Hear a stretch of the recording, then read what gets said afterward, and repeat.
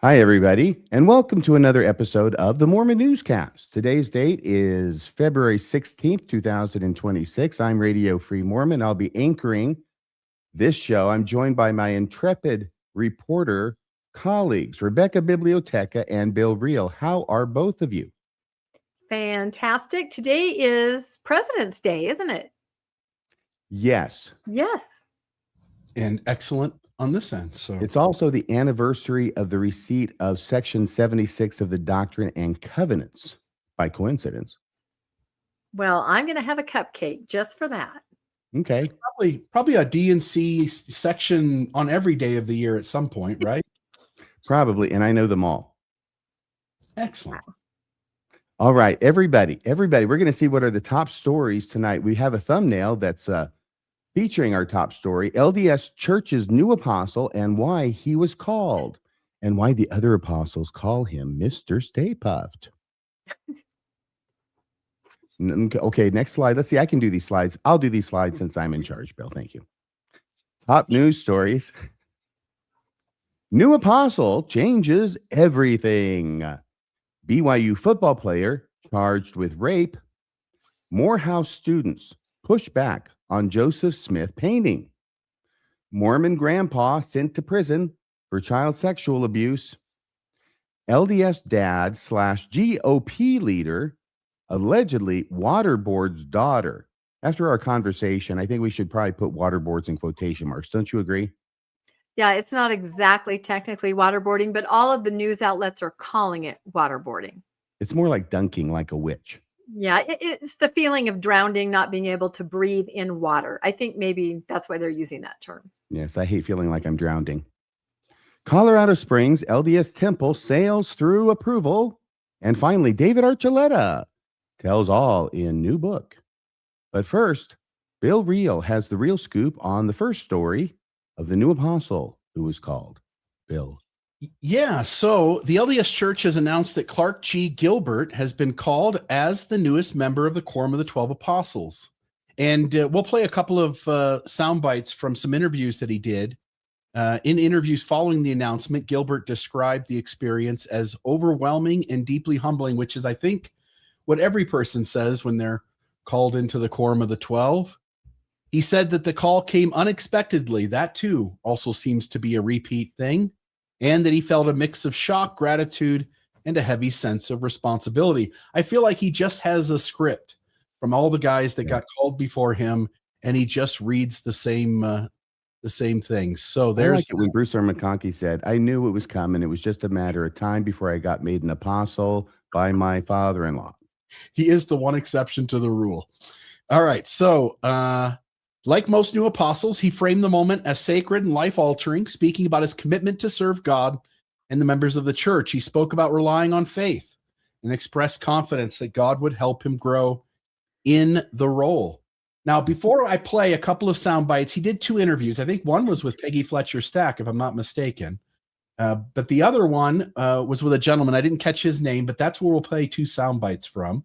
But before we do that, I want to set this up by reminding people of the apostolic charge, which was given to Elder Hugh B. Brown. He's the one who tells us in his memoir or biography, I guess, about him. He says that when he was called into the Quorum of the 12, he was given the apostolic charge. And this was upon his admission to the Quorum of the 12. And what he relayed to everyone who reads those words is that he had to promise, and not only that he had to, but that all the other members of the 12, when they're called into that group, have to make a promise. But I learned something about this apostolic charge when it came to Elder Clark Gilbert, sorry, and we'll see that in just a second. Always be willing to subjugate your own thoughts and accept the majority opinion, not only to vote for it, but to act as though it were their own original opinion after it has been approved by the majority of the Council of the 12 in the First Presidency. So you try to reach a vote of unity. If it can't be reached, whatever the majority opinion is in the Quorum of the 12, you leave that room as if it is your opinion as well. And we'll see that Clark refers to this in this first soundbite. So let me go to that. Hmm.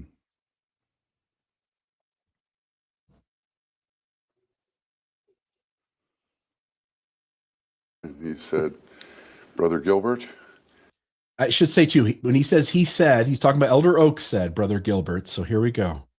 I keep looking for Yvonne DiCarlo. for just a What's that, RFM? I keep looking for Yvonne DiCarlo. Yeah, I'm gonna. It is a Munsters joke. Okay, let me rewind this just a touch. walk out the door, and he said, Brother Gilbert, will you come with me for just a minute? I have something for you. And I You knew something was up? I did not know something was up. I thought he would have some assignment he wanted me to follow up on, and it was an assignment, but not the one I was expecting. And when he first uttered those words, it was overwhelming, and I felt a rush of both apprehension and joy at the same time in a way that's hard to describe. It was an amazing moment, and he taught me for a few minutes about my calling. The next day, he would do more formal training on that and give me a charge in front of all the apostles on the responsibilities of my calling. And it was just an amazing and sacred window. What I want to know is when he found out about the charge and thought about it a second, how many of those other apostles around there, up to 6, voted against him? Yeah, I don't know. We'll never know, RFM, because they've all taken the apostolic charge as well. What I learned about this charge is that, at least in this instance, and it makes sense from a psychological standpoint, that you would have the newest apostles say it in front of the group, at least whoever's in town that day. Because by saying it in front of the group, it sort of signals, one, that everybody else has also had that same charge. Yes. And there is a pressure to live up to it because you've essentially made the promise in front of everyone in the room. So I thought that was kind of cool to learn that about the apostolic charge. It is. And I kind of wonder what else goes on with the apostolic charge, because I'm sure they can't resist adding things to that. What else would there be? It seems like, yes, as you learn lessons about what could go wrong, that you would add more caveats to try to get people to always do the thing that you want them to do so that there's never a chaotic moment. So I imagine it may be a little longer than what Hugh B. Brown promised, but here is that other one too. This is another. And they may still have the basically the original part may still be in there as the foundation of it, that you shall not stop striving until you see the face of the Lord Jesus Christ.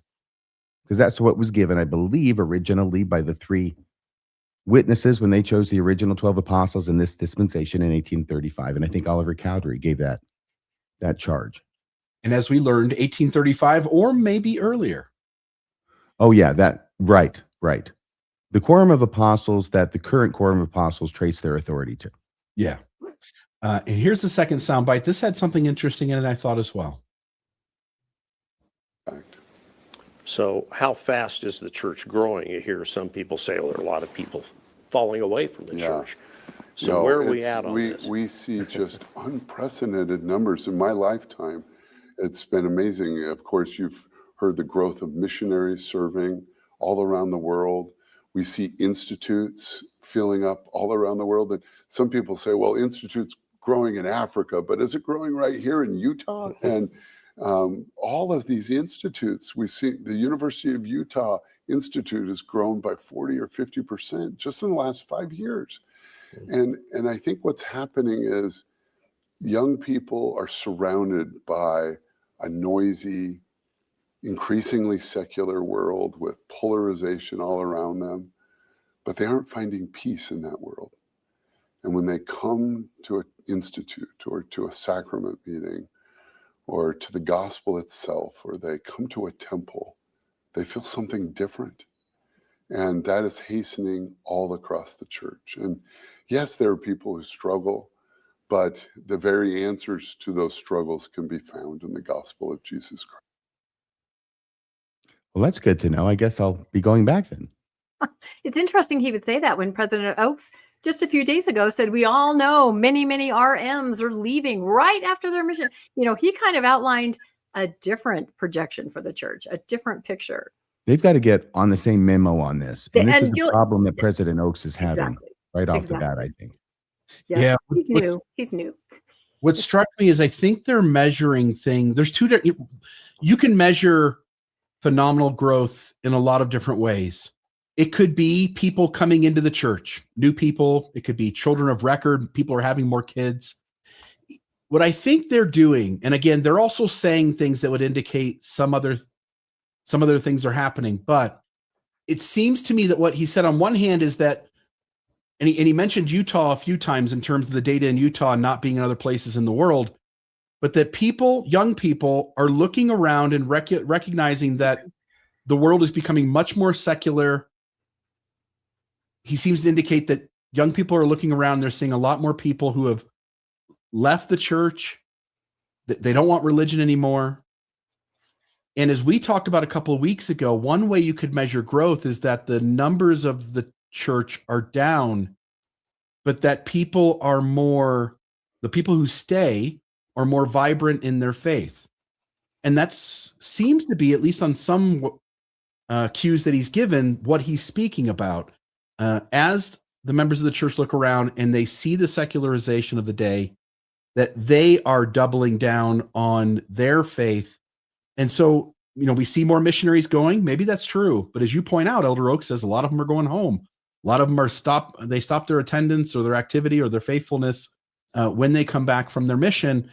And they don't ever tell us exactly how they're measuring growth. They do give us a few indicators.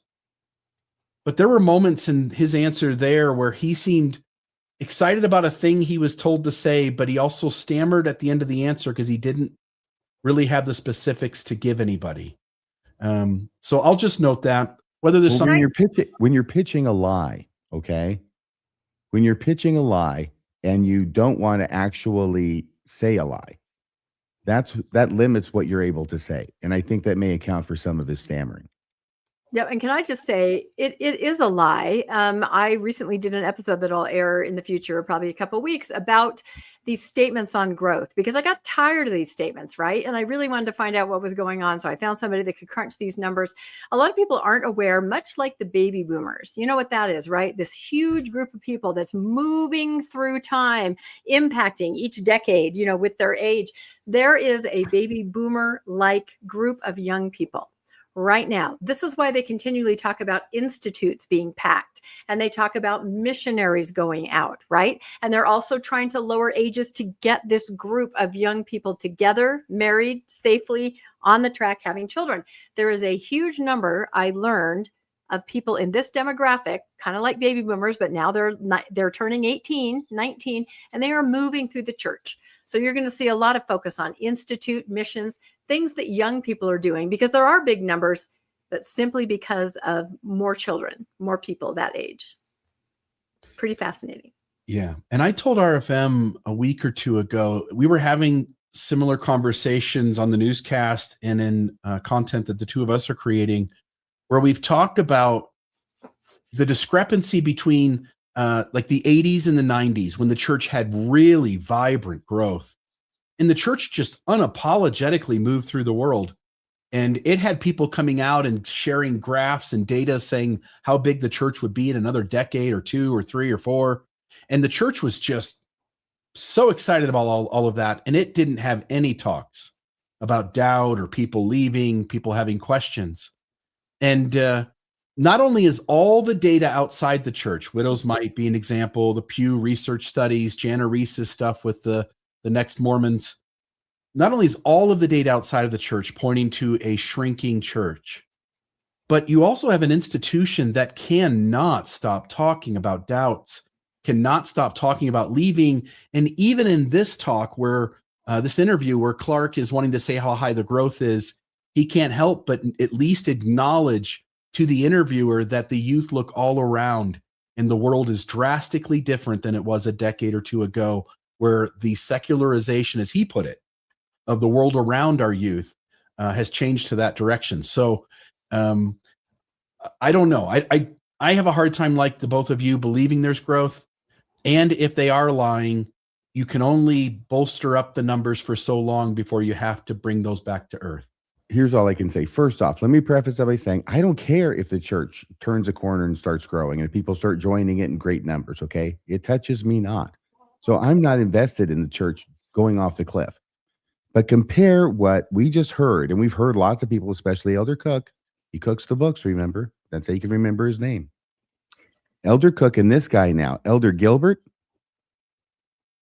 Is it Clark Gilbert or Gilbert Clark? Clark Gilbert. I said it Clark wrong. Gilbert, Elder Gilbert, okay?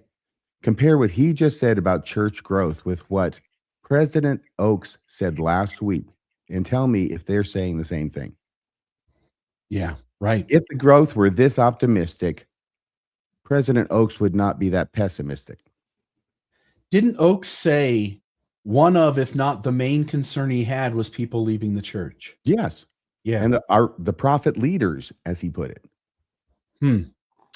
Okay, well, there's that.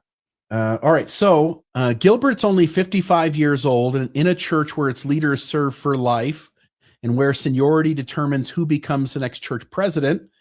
Being called this young means Gilbert is now positioned to potentially serve for decades. If he outlives many of the older apostles ahead of him, and he likely will, he would someday become the prophet. In LDS leadership terms, being called at 55 lends a high likelihood of that happening. I'll just note, Rebecca, you put a thing out this week. I, and RFM were in a conversation some time ago on the Mormon newscast, and you and I had a conversation. I had mentioned him being a likely candidate for future callings, and you mentioned the future possibility of him being an apostle, and sounded like you were looking around, seeing around corners when you said that. But I'll just note, somebody on Ex-Mormon Reddit said the same thing. Kevin Pearson and Clark Gilbert, 3 years 3 years ago, Mhm. are two Mormon executives who are encouraging an orthodox fundamentalist approach to their responsibilities, interested to see if they will be rewarded with higher callings. And of course, that's Rebecca's stab at that was just a year ago. It was a year ago, and I kind of said the same thing, rewarded. We were talking about Clark Gilbert and what was happening at BYU, right? And we were talking about his orthodoxy, his cracking down on everybody. And I had said, I wonder if now he expects kind of this idea of being rewarded, that he will be a general authority, an apostle. Could he someday be the prophet? So I don't think I actually predicted it, because I thought he was one to me that was the least likely, because I thought if they choose him, oh my goodness, they're saying it out loud, what they're trying to do, where they're trying to go. They would never say it out loud. Why is this poor guy so controversial? Done. Well, I think Bill's going to get into all of that, why he's so controversial. Let's just say that I'm going to refer to him as Elder Umbridge for the rest of his tenure. Yeah. If you're a Harry Potter fan, you know what I'm talking about. All right. Are you a Harry Potter fan, Bill? I've watched all the Harry Potter movies. I've not read the books. I'm not like a huge fan, but I watched the movies with kids who wanted to watch them. Yeah. Do you remember Umbridge? No, I don't know. I think it was the fifth book, which would have been the fifth movie, I think.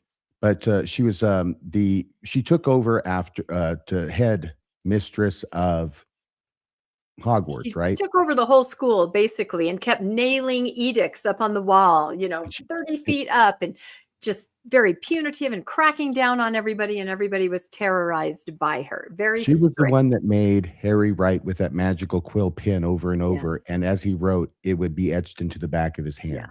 So hurting people and Yeah, well, that sounds like this guy. So earlier in his career, Gilbert worked at the Harvard Business School. And this is why I say this changes things. This changes the landscape of Mormonism. We just got done calling Patrick Kieran, who's the guy that came just after Nelson's death. Was that Kaze? No, it was Kieran Kaze, but someone before Nelson. Was there somebody after Kieran and before? Okay, no. I don't think so, no. So Kieran, Kaze is certainly somebody who's watched over the funds. He said a few things too, but Kieran was sort of thought of to be a soft guy, a much more inclusive guy. He had worked in some humanitarian efforts out in the world that had him appearing to be more inclusive.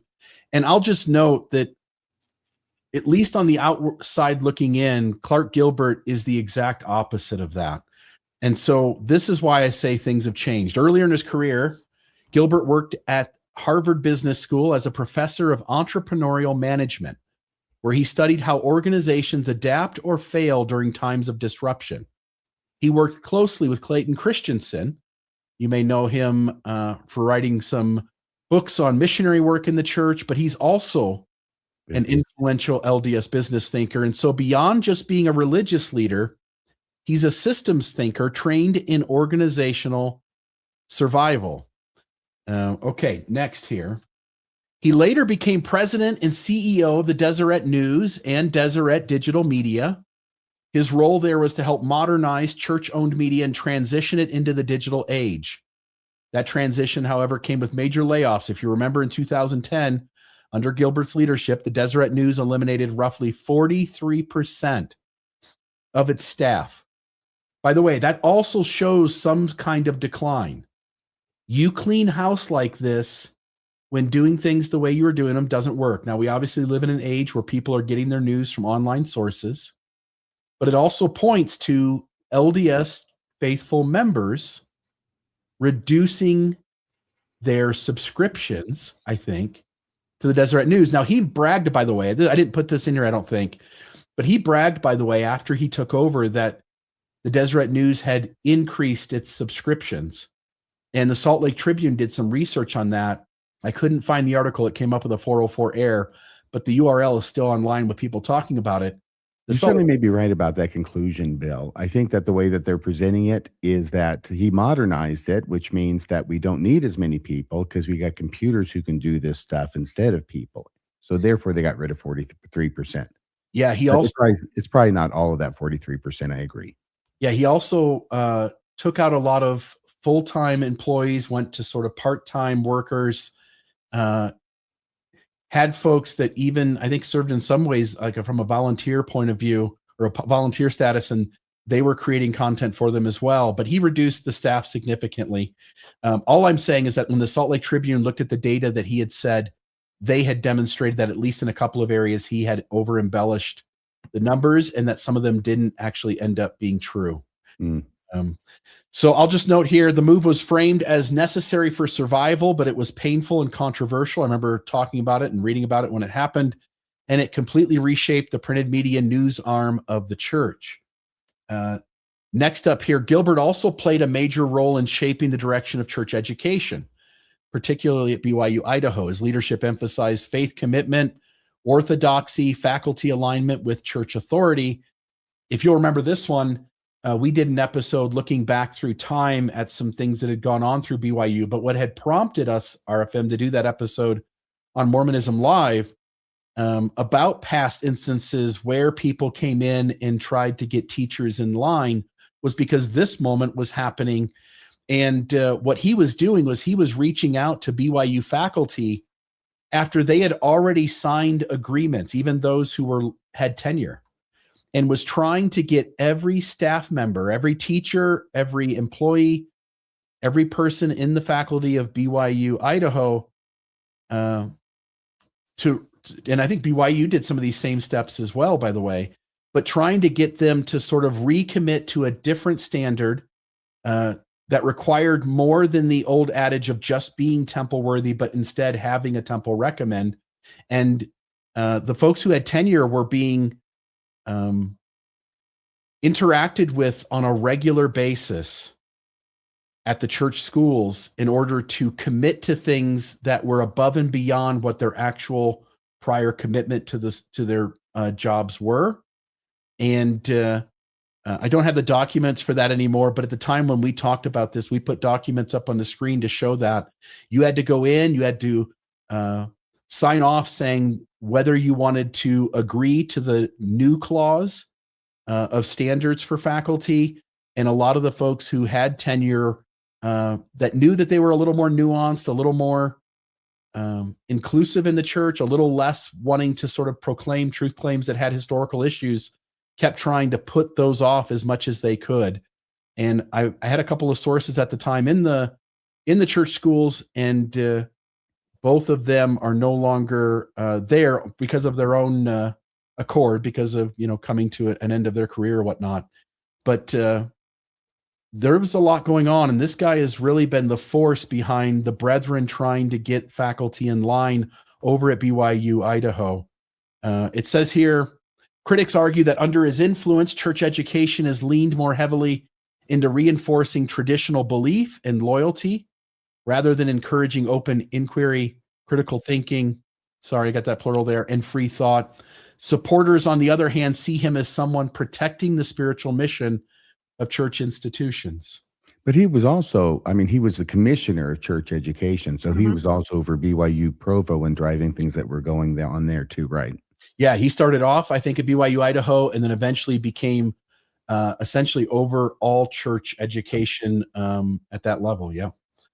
All right. And so if I remember I reported on him when that was going on. And there was also something about where he was making sure that bishops would report back any BYU employee that seemed to have anything, positive affiliation, or helping the LGBTQ community, friendly or sympathetic, that also would somehow go into the report back from bishops. So that's why I say Elder Umbridge.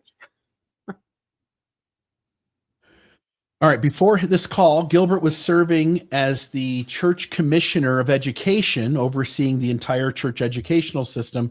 He also played a central role in building the BYU pathway worldwide. Now, I remember there being some facet of BYU pathway years ago, but it has gone under sort of adaptations along the way. The current, I think, name for it is BYU Pathway Worldwide, an online education program launched in 2017, designed to reach students globally while offering low-cost educational opportunities. Prior to that, he served as president of BYU Idaho, which we mentioned, where he helped expand online learning and reshape the university's direction. His career clearly shows a pattern of being trusted with major institutional transitions, where he clearly always understood which way he faced. Going from the Deseret News to the media arm over the Deseret News as well, going to BYU Idaho, then going to having involvement with the BYU Pathway program, and then moving on to Church Commissioner of Education. This guy constantly gets trusted with more responsibility and clearly is the go-to guy when the church is wanting to make shifts in these various facets of the institution, these various entities, whether it be the education side or the media side. And by the way, those two, in my mind, couldn't be further from each other, and yet he had his hand in both of those. So I think it is about the BYU Pathways program. Yeah, it's worldwide. It is my understanding that anyone who participates in it is required to take a religion course, just as if you were attending BYU, a religion course per semester. And it is growing a lot. And my question is simply this. I wonder where all those hours of students attending religion courses as a requirement on the Worldwide Pathways program, I wonder where all those hours get counted and where all in those the Institute program. That's what they have to sign up for Institute. That's where the growth comes right there. So yep, that's why they're saying this. That's why they're saying they're seeing this huge growth. yes. And I've heard numerous people point to BYU Pathway, that program, not really functioning in terms of getting somebody further education where they get some sort of certificate or degree that they can actually use out in the world. And I think there are a lot of people. In fact, I think he, in his conversation in the interview, that not a part we played, but if you want to go find the interview, you can. He mentions that the largest amount of people who are taking those courses are Hispanic folks, and even Hispanic folks over in countries you wouldn't even expect. A lot of Middle Eastern countries, for instance, where they have some collective group of Hispanic folks that make up the population there, who are there for one reason or another. They're not native to the country, and they'll be utilizing the BYU Pathway program to further their education. But the people I've talked to have said, I'm close to that program, that there really isn't a parallel between taking that program, taking classes in that program, and ending up with some sort of usable degree that you can go out and get a job in the world. And I think a lot of people start off taking classes in the BYU Pathway program, hoping that that's actually going to help them get some sort of jumpstart on education or some lead into getting a degree of some sort. And I don't think that's at all how the program ends up working for people. So there's no way to get a degree, a diploma by attending the BYU Pathways project? It's a type of diploma. I don't know. It's a big gray area. I've Is it seen some people an kind AA? of do. No, seriously, it's some kind of exposés on it, but it's certainly not just something where you're in it and it can transfer, credits and everything. It's a way to kind of just say that you have some kind of college experience, but Bill's right. It doesn't necessarily translate into the real world. So. Yeah, and some of the stuff might count, but there are a lot of things in it that don't count towards any sort of diploma or certification, and not just the religious classes either. And so I think a lot of people start off on that path, hoping that that's going to lead to some sort of education, and they end up just sort of taking like a bunch of non-credited extracurricular kind of things that don't really translate into a degree. So anyway, all right. Simply look at the pattern. Gilbert's career has been about managing institutions during periods of change. He understands disruption. He understands how organizations lose control. And he understands how to reinforce structure when leaders feel things drifting. Don't believe for a second that such is an accidental side note. It is exactly what you would want if your goal was to stabilize and preserve a belief system facing internal and external pressure and needing to change and adapt while maintaining some sense of identity and tradition. So my last slide here is, it's hard not to see this calling as intentional positioning for the future. The church has recently brought in leaders like Patrick Kieran, who I mentioned earlier, who many see as more pastoral and more open in tone. Clark Gilbert represents something different. He represents institutional discipline. He represents orthodoxy. He represents structural protection. And whether one interprets that as him being called in order to slow progressive momentum or simply balancing it will depend on the person. But one thing is clear.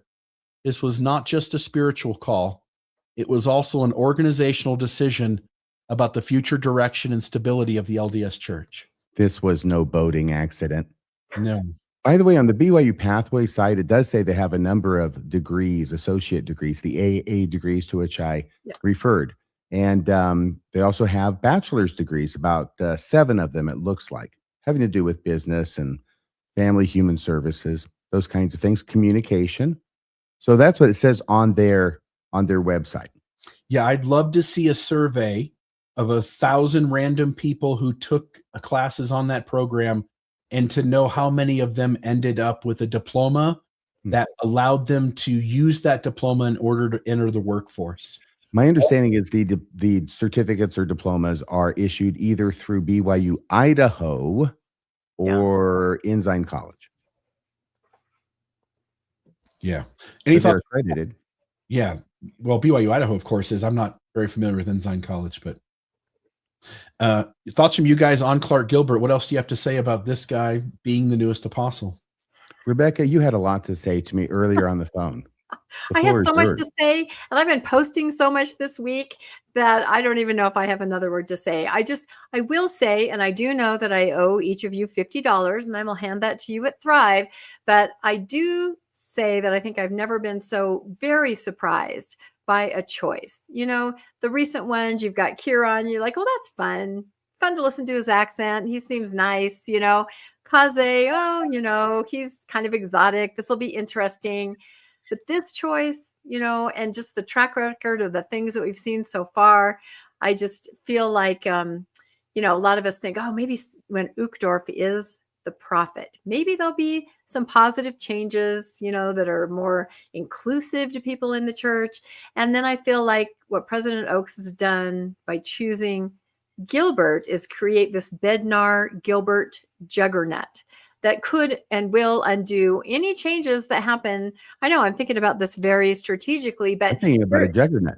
Do you remember how I put up that list of the typical characteristics of apostles that are called? Remember, they're all around 63, 64, and they're all of a certain, background. To call someone who is so young, like 10 years younger than who you would typically call and who you have called in the last 10 years, they want him to be the prophet. and he will be the prophet when my grandkids are teenagers. So I got to have a question, okay? Because is not the new apostle chosen by the 12 apostles? I don't know that for sure, but that's my understanding. Supposedly it's God. I mean, but of course we're not speaking in those terms, right? No, and this is why I also wonder, a lot of discussion, right? There was a time that went past and you wonder, I thought they were discussing whether or not Elder Dubé would be the one. I really thought maybe they would do something amazing in the 21st century. We are in the 21st century, everybody. That's when all the amazing stuff happens, Rebecca. You know that. I guess, but no, there were a lot of other people I thought, okay, if they're not going to go for Dubé, they'll put in Matt Holland. That's the nepotistic choice and it'll be cute. Another Holland in there.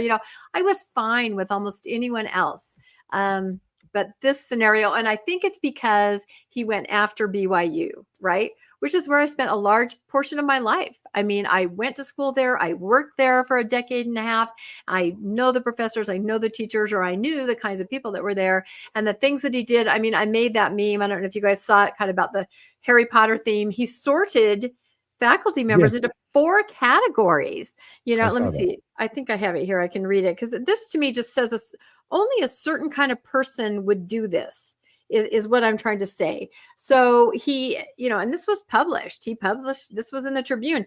The faithful core, they teach with the Holy Spirit and weave in church tenets as they understand them, right? So he's trying to sort the BYU faculty and staff into people so he can decide what to do with them. The faithful core, that's the Gryffindor. It is the supportive center. Okay. They support the church, but are not as enthusiastic as church leaders think they ought to be. Okay. And again, who is anyone to judge this of a person? It can only be judged on what they're doing externally, That's Ravenclaw. That second one is Ravenclaw. I think so too. The next one is the secular first, right? We're gradually going downhill. They put truth in quotes from any source as an. That's what Joseph Smith said you had to do. Otherwise you wouldn't come out a true Mormon. He said we have to accept truth, let it come from whatever source it may. Exactly. So these guys put Joseph Smith to you, Apostle Gilbert. This is what I'm saying. They put that on equal footing with the Latter-day Saint gospel. Okay. That's secular first. And this last one, my friends and I have actually designed t-shirts. We've been posting them online. This is open foes. Okay. Open foe. Again, I'm asking you, what kind of a person makes this list about people? It's shocking to me. An open foe is they write an article or take a public position contrary to that of the church. So does that mean you're attending your niece's same-sex wedding? Is that taking a position? I don't know what these things mean, but to sort somebody into these categories. And then the article goes on to say, and this was in the Tribune, when presenting this to a Salt Lake City dinner group of prominent Latter-day Saints, Gilbert said that the faith's governing first presidency will not stand for contrary opinion by the professors at BYU, according to several attendees, and that he said he will find a way to get them out. So now I know this is BYU, and that's a different scenario. It's a private school. They can expect people, to uphold their values and their mission statement. But I just question what kind of a person divides people up like that, others people, and is this what's going to be the environment for members? That's I think why I have a problem with this. Well, like I say, open foe, insert foot. But no, we have really cute t-shirts. Open foe. We're really and one of my friends has a husband that's more nuanced, and he said, "Well, I want to be secular first." So it's Martine's husband. So he designed a t-shirt that says secular first. So nobody cares about the middle two. They only care about Gryffindor and Slytherin. Yeah, exactly. And again, it's just, you can use humor to kind of make a point, drive it. Yes, there we go. But, and I do, again, understand it is BYU and they have the right to expect certain things, but I just question who sorts people into these groups and what is the criteria.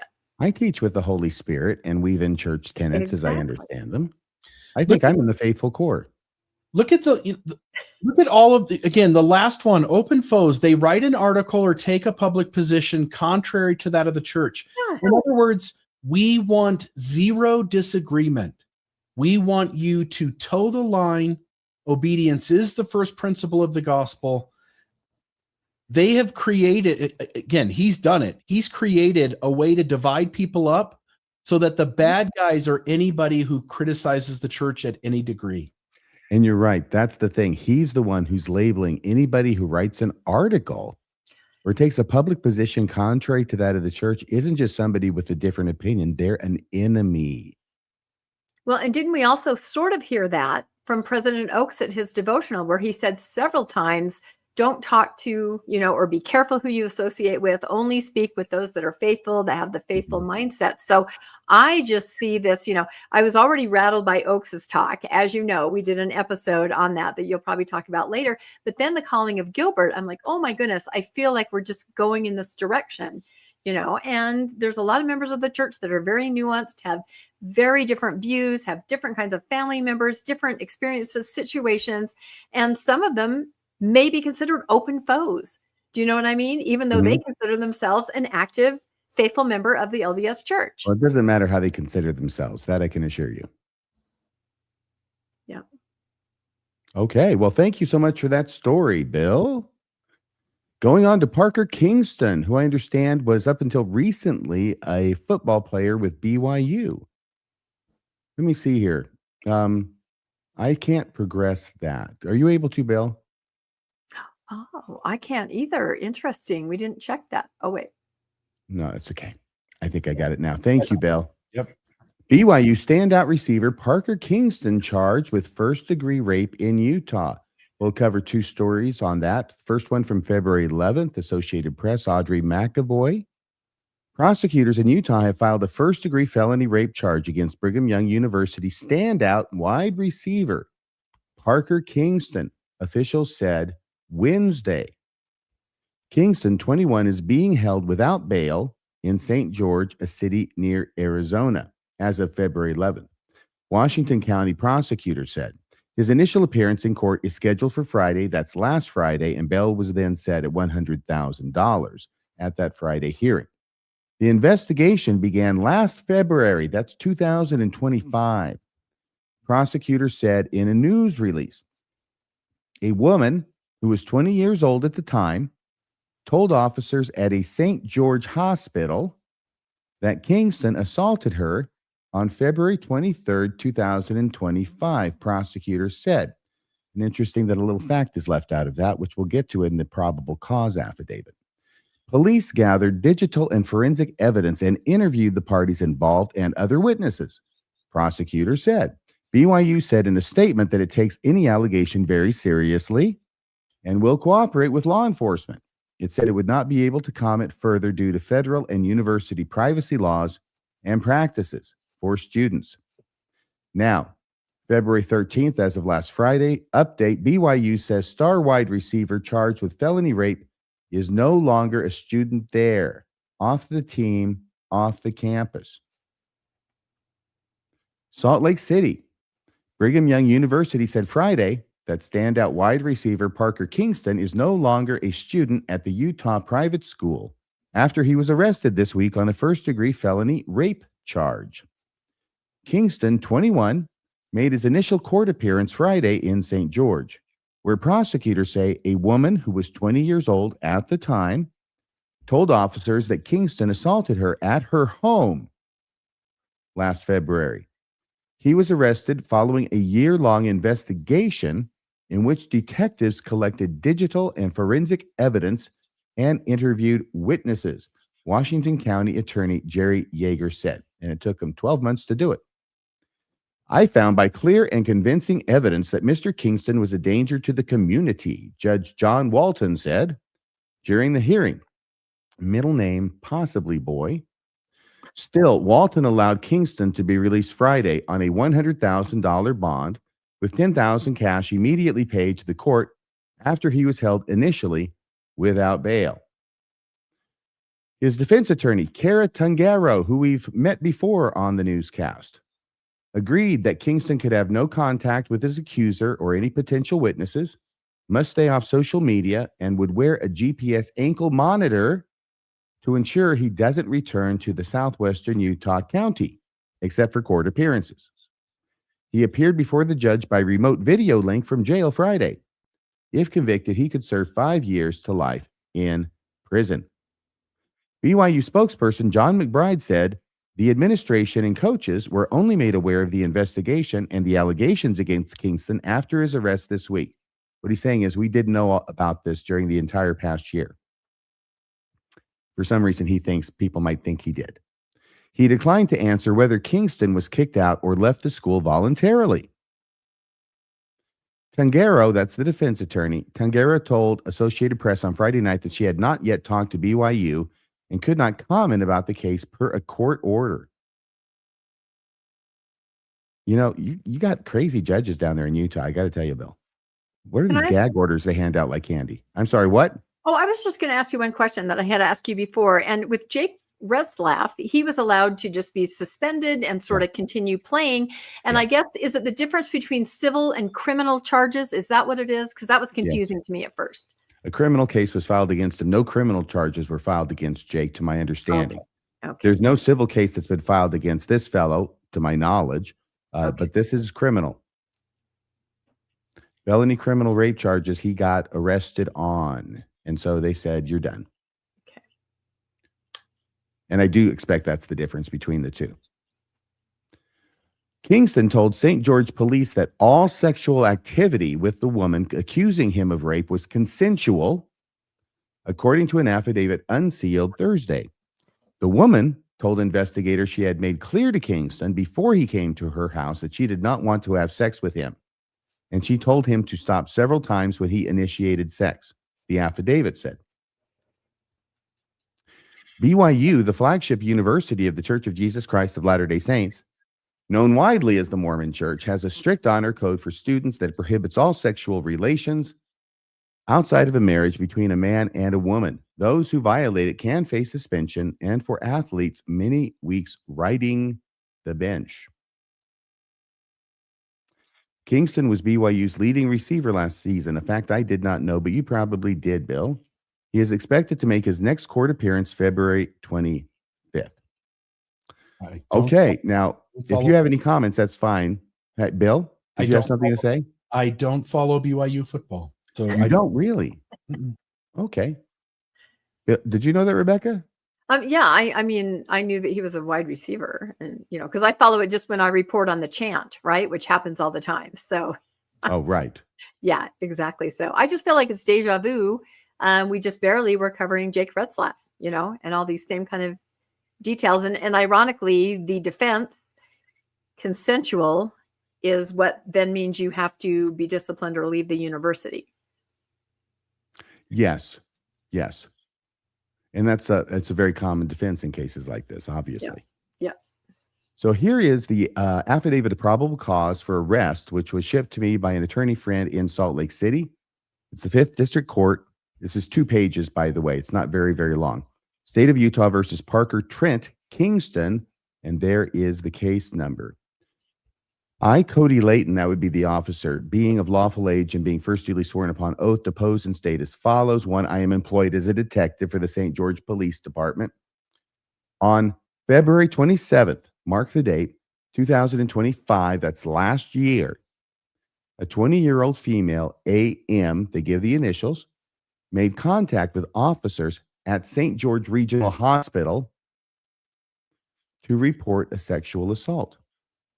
On June 3rd, 2025, which I think is a little over 3 months later, March, April, May. Yeah, it's a little over 3 months later. AM met the alleged victim, met with a forensic interviewer at the Washington County Attorney's Office. AM disclosed that during their online communication, she told Kingston multiple times that she did not want to have sex with him, and if that was the reason he wanted to meet up, he should not come. AM disclosed that she set clear boundaries with Kingston prior to their meetings. 4, AM, I'm just going to say the alleged victim. This AM sounds like, 12 AM or something. The alleged victim disclosed that Kingston arrived at her residence in the early morning hours of February 23rd, 2025. And they watched a movie together. So basically, they're saying the alleged victim and they watched the movie. I'm not sure this is written correctly, but they watched the movie together. I think that's the two of them, the alleged victim and Kingston. While watching the movie, they began to engage in some sexual activity. However, that did not include intercourse. After the sexual activity ended, the alleged victim disclosed that Kingston started to fall asleep. So she left the room to get ready for bed. When she returned, approximately 15 minutes later, Kingston initiated sexual activity again. The alleged victim stated that she told Kingston to stop several times and tried to push him off of her. The alleged victim disclosed that Kingston then spread her legs apart and penetrated her vagina with his penis without her consent and raped her. I apologize for the graphic language. They're obviously saying what it is that needs to be to match the statutory definition of rape. In an interview with the defendant, he claims, so that's Kingston, they interviewed him. He claims all sexual activity with the alleged victim was consensual. Based on communications obtained from Kingston's cell phone after the incident, it can be inferred that he went to her apartment with the intention of having sexual intercourse. Oh, it can be inferred, can it? Well, what the hell do they say? That would be an interesting fact to know, other than your inference. Don't you think that that's other conversations? In other words, she's clearly laid out no. If the conversation's with her that he intends to have sex, then she knows on the front end what it is that he's saying. That sort of muddies things. But if they with friends, that's what I mean. If they have his phone, it's almost certain that it's other conversations where he's like, essentially something along the lines of, I know what she's saying, but watch this. I'm going to go there and I'm going to have sex in some way, shape, or form. Well, I have no idea because we don't know what they are, just what can be inferred from them. By the way, with affidavits of probable cause, you're supposed to have facts. Anything that's not a fact should not be taken into consideration by any judge. And if there's enough stuff in there that's not facts to establish probable cause, it can be challenged effectively in court, and I've done it. So the first sentence of paragraph 7 is a fact. It's factual in nature, right? In an interview with the defendant, he claims all sexual activity with alleged victim was consensual. But now we get into the land of no fact. The second sentence is not a fact. Based on communication obtained from Kingston's cell phone after the incident, it can be inferred. Come on, guys. You can do better than this. Okay. Can I ask a question about the judge, time I would have frame lined here? that out and initialed it. If you go back, it said that he arrived in the early morning. Remember that? And then they watched a movie. Yeah, it says where is it? The early morning hours of 2/23/25. At her house after the parents are asleep or something. Look at when she got ready for bed. Was he there 12 hours? Was he there 14 hours? No. It's the same. It's the same night, surely. Yeah, but I mean, I'm saying he must have been there all day. I don't think so. I think he came there after midnight and left before dawn. Oh, I see. Not early morning, like 6 a.m. and then, okay. Well, I think this is after midnight, like 2. Maybe early morning hours. Yeah, that's usually what it means. Early morning is before the sun is up. So she stayed up for him and they were going to meet, and then she's going to go to bed like at 7 a.m. or something like that. Okay. That just seems strange to me. It seems like, was he there all day? Because that's a whole different scenario too, if they spent all that time together. That is not my impression. Was that your impression, Bill? No, that he showed up after midnight and left in the morning sometime before, when the sun comes up or whatever. Yeah, probably. In the early morning hours. Okay. Yeah. In the early morning rain. Okay. So had we gotten past this? Oh yeah. 7, right? I had my little rant there. Then Cody Layton, detective, says, I believe it is necessary to issue a warrant in this matter so that the defendant may be located and be brought to face the charges in this case. He swears to the truth of it on the 10th of February, 2026. And so he prints this all up. He takes it to the judge. The judge has to review it and sign off on it. And then it becomes a warrant. The judge has to find probable cause. based on the facts in the case, or in the warrant, I should say. Okay. So some people have wondered why it took a year. Now, obviously, it took 3 months, just over 3 months, for the police to even interview this person. And I don't know why that is. There's a reason. And I don't know why. It may be completely innocent, or it may be suggestive of other possibilities. I don't know. But then it took a long time. This thing's been sitting around the St. George. What is it Washington County down there, Bill? It is. Yeah, it says County of Washington right there. I'm in the state of Washington, but the County of Washington, yeah, it was sitting around in that County of Washington, Washington County Prosecutor's Office for a long time. And I think there's a reason for that.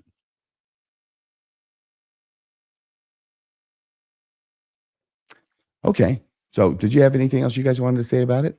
Yeah, can I address in the comments, they're asking, is he a member? He is a member. In fact, there was a big article in the Deseret News talking about how he went to the temple this same year of 2025. He was impressed with seeing his brother go through the temple to go on a mission. Didn't mention anything about him going on a mission, but he did want to go through the temple, and he did. And it was amazing. And I saw an interview where he was talking about he didn't go on a mission because he prayed about it and God told him he needed him to play football instead. Yeah, well, that could be it. But the time frame is interesting because this incident is at the end of February. So either he went to the temple in those weeks in 2025 before February, or the incident allegedly happened, and then he went to the temple after that, and also got engaged during that time period, because we saw the exciting announcement on the Jumbotron just last week with his fiance holding up her ring. So it was a big year there for Parker 2025. And he just seemed to be continuing to live his life, going to the temple, dating, getting engaged, you know. But again, he probably, do you think he had any knowledge? Would a person have any knowledge if they were being investigated like this? She goes to the doctor several days later. It's not till 4 months later that a prosecutor gets involved and starts looking for evidence. Would a person just be able to live their life not knowing that this was all going on? Yes. Okay. Unless there was some reason that they were contacted about it. And apparently he was not, until they decided to put the habeas corpus on him and then interview him for the first time. Right. But no, there's a number of interesting aspects to this. First off, it's only from the affidavit of probable cause that I was able to see that she doesn't go to the hospital for, I think, 4 days. And the first time police meet her is at the hospital, which suggests she did not call the police. But she went to the hospital for some reason and then reported what happened, maybe to medical staff, who then called the police. I'm not exactly sure. Okay. But that's usually the way these things go when police meet somebody at the hospital. Okay. So I don't know, but I'll guarantee you that that defense attorney is very interested in what transpired during those 4 days.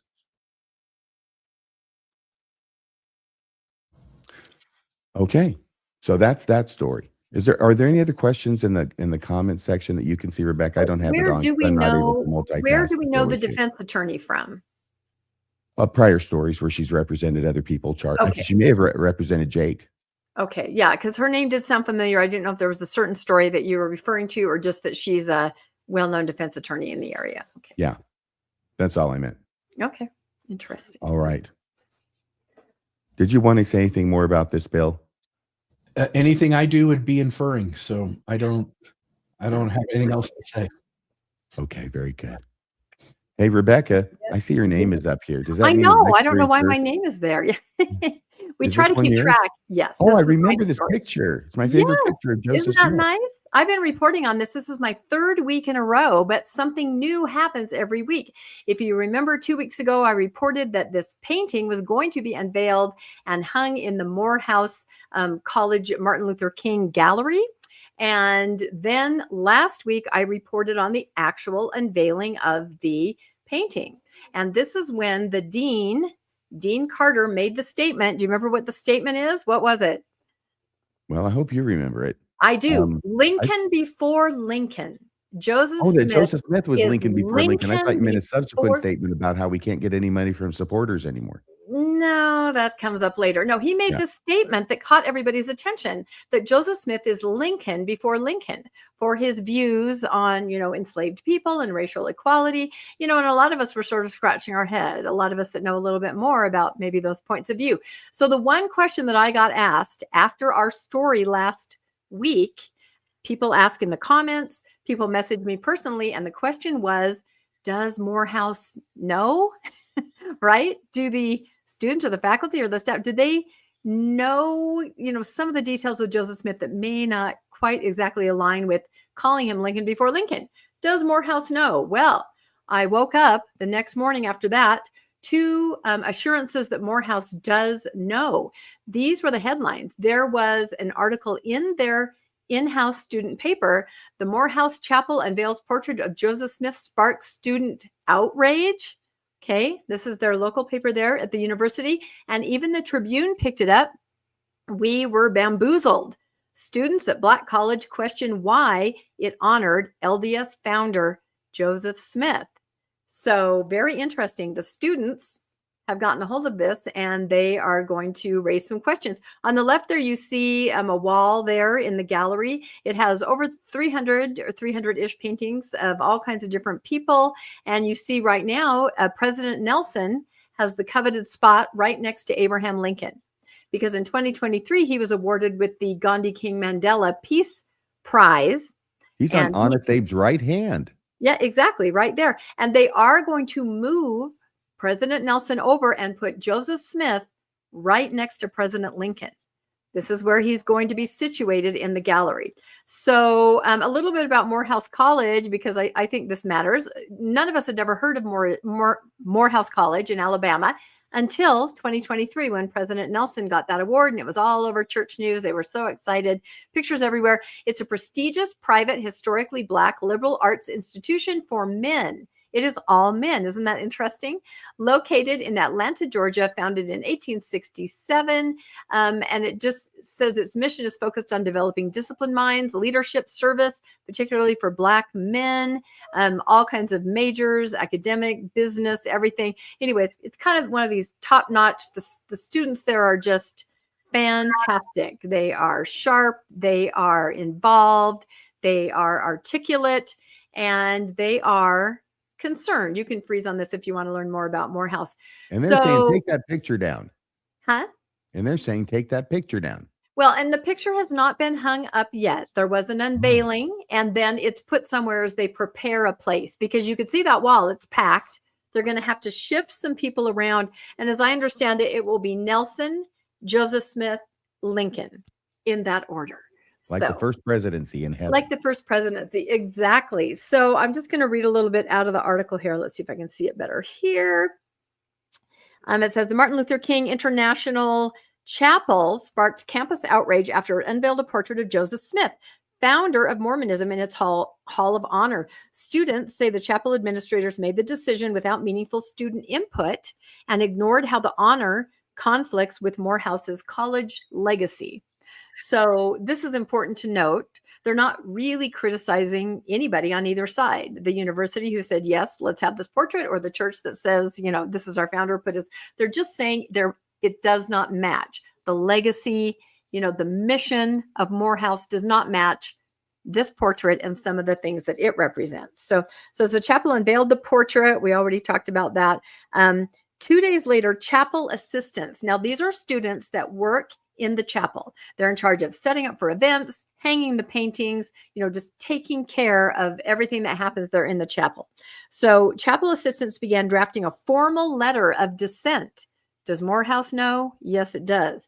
Over the following week, tensions escalated between students and chapel leadership over representation, governance, and the symbolism of the Hall of Honor. So they are talking, to the administrators, people that are in charge, and saying, this just doesn't quite fit. And they actually publish a letter, on the chapel page there. So this is a picture of Dean Carter. He is the one that interacts with the church quite a bit. Dean Carter's justification for the painting. He is the dean of the Martin Luther King Jr. International Chapel, and he has publicly praised Smith. In a published article, Carter referred to Smith as Lincoln before Lincoln. This is the statement that everybody said, okay, kind of ignited everything. In an exclusive interview with the Maroon Tiger, this is their campus newspaper, Carter defended the decision. He described Smith's abolitionist stance as courageous and historically significant. So that is his point of view on where Joseph Smith stood. I personally have a different point of view. I did do a podcast last week about that, if any of you caught that. But this is a reason, because of this belief, that Dean Carter has put this painting in his gallery. Smith wanted to free the enslaved Africans, and he wanted to have the federal government pay reparations to slave owners, Carter said. If elected, there would have been no civil war. Now, that's a pretty bold claim. And I've read over many of Joseph Smith's statements, and it seems to me that he was saying he trusted the Southerners. He thought they were God-fearing people. If they ever did decide to end the practice of enslaved people, he would see that the government did exactly that. Paid them back and, sent the people where they needed to go. So I'm not an expert in the Civil War, but I don't think it was slavery that caused the Southern states to be in a state of open rebellion against the federal government. There were a lot of different things going on. Because they already had the Missouri Compromise in place. Exactly. Right? From 1820.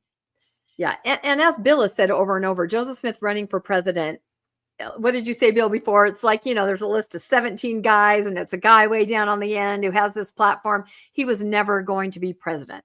This is not a legitimate presidential run or anything. So Carter also cited financial constraints as a factor for the decision. Donors are hard to find who are willing to pay for oil portraits of people they don't know, Carter said. I haven't been able to find money for almost everybody you can name in Black history. So it seems like the fact that the church was able to provide a portrait, as we saw in the last slide, is a factor into whether, how it ended up in this gallery. Because I think everybody's kind of asking. Well, I hope they provided more than just the portrait. Yeah. Well, like an endowment of some sort. Can I just say here? Yes, please. There's a slim to none chance that Morehouse said out loud first, we're thinking about putting a picture of President Nelson in our place. We're thinking about putting a picture of Joseph Smith in our place. Almost certainly that sentence says someone came to them and said, we will give you $20 million only if, though, you put a picture of Joseph Smith on this wall. And the moment the price is so high that you need that and you don't want to deny it, you're going to come up with some reason why that person is in line with your mission, just as they did with President Nelson a few years ago, who I can't for the life of me figure out how he won an award for the first year that an award was given out, because that award had never been given out before. He's the guy.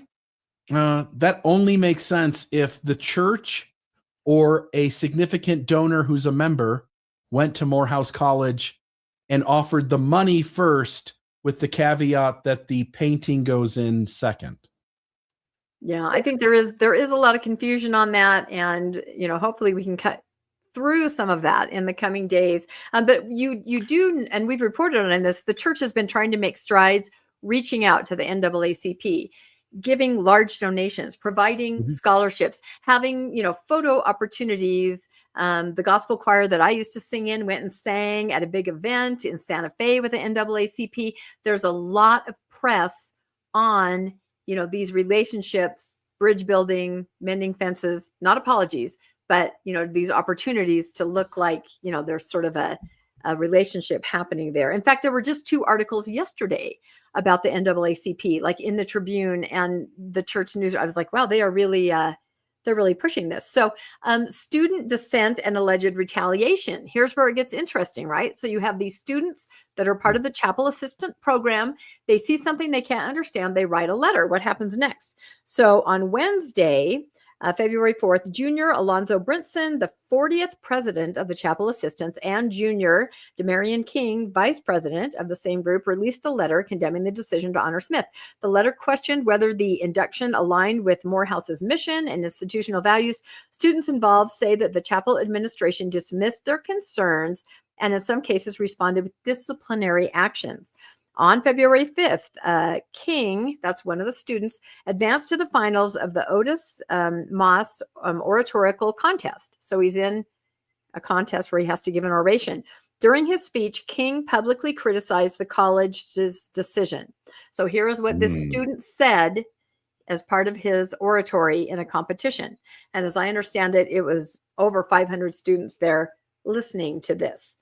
He said, "How are we falling asleep while a racist, unethical, miseducated, dead white man is honored with a portrait in this sacred space?" King said, "while hardworking, Black, powerful, educated men and women are overlooked. Morehouse, how are we falling asleep?" So that's pretty powerful right there. $20 million, 20, whatever the price is. You can buy anything in this world with money, and Morehouse College has a price. And if you meet that price, you can have your, L. Ron Hubbard can be put up on the wall of fame there. It can happen. It just takes the right amount of money to get it done. I love it when you quote the temple endowment authoritatively, Bill. Yeah.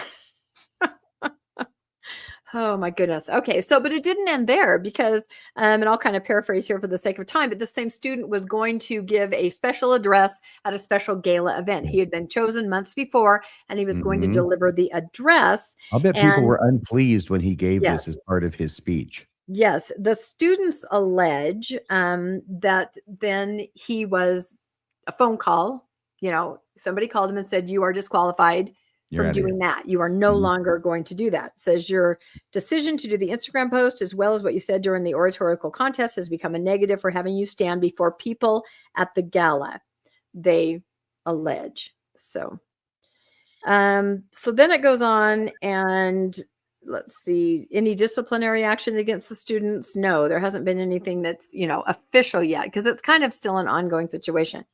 So one thing that the students brought up is what they were calling, let's see, did I go there? I'm sorry, I'm not laughing at you, Rebecca. I'm laughing at the comments Bill's putting up. Oh, are you laughing at it? Okay, I can't read. I always read the comments, but when I'm reading my own story, I have trouble like going back and forth, or my eyes would be like crossing. So meanwhile, you're also reading the live chat.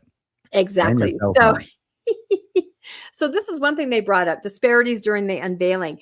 During the service, the chapel unveiled the portraits of two people, Joseph Smith Jr. and Dr. Harold Bennett, chair of philosophy and religion department at Morehouse College. And I believe he's an award-winning professor. I think he got the 2025 professor. He's a very well-known, well-liked, important award-winning professor there. The students pointed to a stark difference in how long both Bennett and Smith were honored. Any guesses to which of the two paintings had a longer oratory or who were honored longer? Any guesses? Well, I read the article. Oh, well, there you go. There you go. Yes, it's true. The other gentleman was honored for about 4 minutes, and for Joseph Smith, it went on about 15 minutes, as I understand. So the students right there said this decision diminished the work of collegiate ministry and disregarded the legacy of Morehouse College. So, well, it took longer to clean him up. Yeah, I don't know. So let's see. I'm just going to try to paraphrase here. Anyway, basically the point, as you can guess from this whole article, is just that they're concerned, they're confused. Let's get to this. And I, of course, had to put a picture of, oh my goodness. We all know that scenario. So I'll just read this last page here. Students argued that the controversy extends beyond one historical figure. Yes. They say the Hall of Honor sends a message about whose legacies the chapel elevates and who holds power in one of the most sacred spaces on campus. The students continue to call for transparency, meaningful student involvement in chapel governance, and reevaluation of how leaders select the honorees. At the center of the debate stands not only a portrait on the wall, but a broader question about power, representation, and whose values the Martin Luther King Jr. International Chapel ultimately reflects. So it's really not over. They are still meeting with campus officials. And right now the portrait is just kind of there safely on campus, but it has not been hung up yet. So I kind of feel like this might get a little bigger. I mean, it is an interesting headline if you think about it. And I was going to say, what happens? I mean, if they paid money, if they paid good money to have it hung there, then either they're going to hang it there or they're going to return the money. Well, and I remember, do you remember the Indigenous Peoples Museum where the church gave a $2 million donation? In Oklahoma? In Oklahoma, it was all over the church news. And then the museum said, we do not want your money. And they very quietly gave it back. And I did a lot of investigative work on that. You know, it was very hard to find information, but that's still listed out there as PR that they did give the 2 million. So this would be very problematic to try to take down, give back, not hang up. I mean, this could run into some issues. So, but I just wanted to remind everybody that we did do an episode on Mormonish. It's very short. It's only an hour and it goes through everything Joseph Smith said about this topic. So anyway, any thoughts on Morehouse and the students? This is the latest development in the saga. The students are, you know, kind of raising the alarm about this. I think I've made mine along the way. What do you think, Bill? I think so too. I wonder how desperate Morehouse College has to be to put two men on the wall who clearly contributed to systemic racism and Mormonism. Nelson on the back end, by never being willing to acknowledge all of the past and wanting to just sweep it under the rug. And Joseph Smith, for at least if you believe Brigham Young, saying that he got those ideas from Joseph Smith. I don't believe Brigham Young. Well, I'd like to hear the church say that. Yeah. Okay. So let's go to the next story. Thank you for that, Rebecca. Oh, this is a horrible story. This is a horrible story. And I'm not going to tell you all of it, but what I'll tell you will be too much anyway. This comes from February 13th, last Friday, from 12 News, Joe Dana. An Arizona family sent their grandfather to jail. They worry about other sex crime victims of their grandfather. Yeah. Jeffrey Butler Rock. This guy's name is Jeffrey Butler Rock. He pleaded guilty to sexual battery of a child in 2025. He's 70 years old. We see that a lot. LDS Church volunteer in Corona, California, Taipei, Taiwan, Suva, Fiji, Jakarta, Indonesia, Bangkok, Thailand, and Provo, Utah. He's been around the world because he works for the government. I think he's either an ambassador or works with an ambassador's office. Dateline, Peoria, Arizona, a former lay minister and youth leader for the Church of Jesus Christ of Latter-day Saints was sentenced to 18 months in Utah County Jail for sexual battery earlier this month. The sexual battery, of course, was much longer ago. It was the sentencing that was earlier this month. Family members of 70-year-old Jeffrey Butler Rock worry there are other victims. Rock was a U.S. State Department official and held leadership roles in LDS congregations around the world. That's why all those far-flung locations were listed. In June 2024, Utah prosecutors charged Rock with aggravated sexual abuse of a child, a first-degree felony. The victim is Rock's now adult granddaughter, who lives in Arizona. She accused Rock of molesting her when she was between 5 and 8 years old. Rock pleaded guilty to 3 lesser charges of sexual battery in December and was sentenced on February 2nd. During sentencing, Utah District Court Judge Denise Porter said Rock had, quote, blamed everyone but himself, unquote, for his criminal conviction before Rock was led away in handcuffs. Since the 1980s, Rock held positions of trust as a Boy Scout leader and local lay minister in LDS congregations in Utah, California, and many foreign countries. Rock also carried credibility because he was a high-level official with the U.S. State Department. Did you know this was a new slogan, I think, for the Boy Scouts, Bill? Never heard of it. No. Neither did I. Scout me in. I'm thinking they might want to rethink that one. His behavior was always very conducive to grooming behavior, and he consistently put himself in positions to be around children, said Paurani Shipley of Peoria, Arizona, who was raised by Rock, so one of his daughters, and is one of the 4 other alleged victims. Okay, so not the one for which he went to jail. We are worried there are others. We are worried there are others, especially because of the positions of influence he held in the LDS Church. The Salt Lake City-based LDS Church did not confirm leadership positions Rock has held. They were presented with them, and they failed to confirm them. They refused to.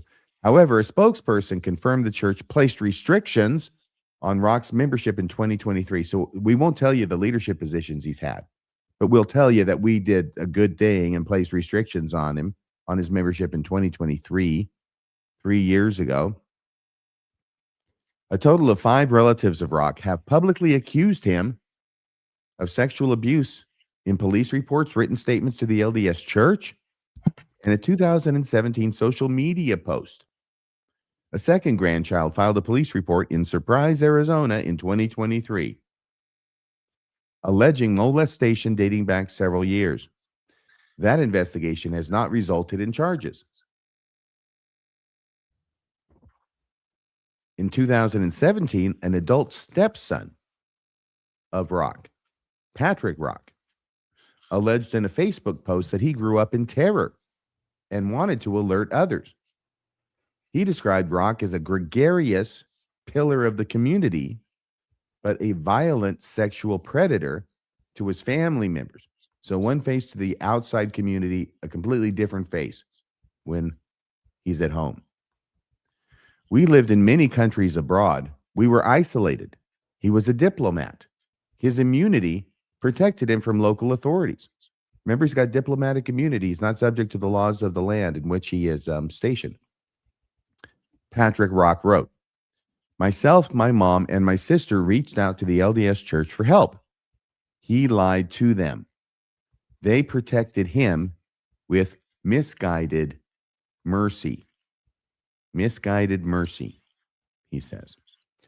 Rock was part of LDS congregations in Corona, California, Provo, Utah, Virginia, Taipei, Taiwan, Suva, Fiji, Jakarta, Indonesia, Bangkok, Thailand, and Beijing, China as well. Over 4 decades, he held volunteer positions, including branch president, high councilman, youth leader, which is going to be a young men's leader, right, Bill? Boy Scout leader, and primary counselor. Say family members now estranged from Rock, now estranged from him. As recently as 2022, the LDS Church appointed Rock to be a bishop's counselor in Bangkok, Thailand. And I think that's an important fact in this story, according to Shipley, at least. Rock was also on a church public affairs committee. See, these are the callings that the church did not want to confirm, that they were obviously presented with, right? So Rock was also on a church public affairs committee in Bangkok during the construction and dedication of the temple. There's that temple in Bangkok. Shipley's description of being raised by Rock as her stepdaughter. I wonder if that's supposed to be his stepdaughter. Is dark. She alleges Rock used a hidden camera, phone surveillance, drugs, and physical abuse to stalk her and abuse her. Shipley alleges she was sexually assaulted by Rock beginning around age 5 until she left her Thailand home in 1995 to attend college at Brigham Young University in Provo, Utah. When I was a girl, she said, he would use cold medicine to make me drowsy. We decided grape was the easiest flavor for me to take. I would wake up while he was abusing me. He ended up using stronger prescription drugs when I got older. A lot of the abuse did not involve drugs. Shipley said, the stepdaughter said that she and her mom reported Rock to local church leaders, and Rock was disciplined, disfellowshipped in Thailand for 2 years. However, the abuse did not stop, she said. Over and over, we were told to support him and help him with his repentance process. But we were never offered help, Shipley said. Shipley said, as an adult, she communicated again to the church about Rock's abusive history. While receiving therapy from LDS Family Services in Arizona in 2011, she requested the church place a red flag on Rock's church records globally. Rock was living in Provo at the time and would soon move out of the country again. At the time, the family still had contact with Rock. Shipley, once again the stepdaughter, said LDS Services told her a Utah law firm, can you guess which one, acting on behalf of the church, requested she provide dates and locations of the alleged abuse and no other details. Now, to the extent that this is remembered accurately, that strikes me as an attempt to decide whether statutes of limitations have run. Can I add something? Oh, go ahead. Yeah, please do. Go ahead. Just those dates. I hadn't gone through this. I, of course, always check to see if anybody had any callings or what they're doing. And he was a second counselor in the Thailand in a bishopric there in 2023. So that confirms what Shipley said about it. Yeah. Thank you for that, Rebecca. Yeah. You are a gem.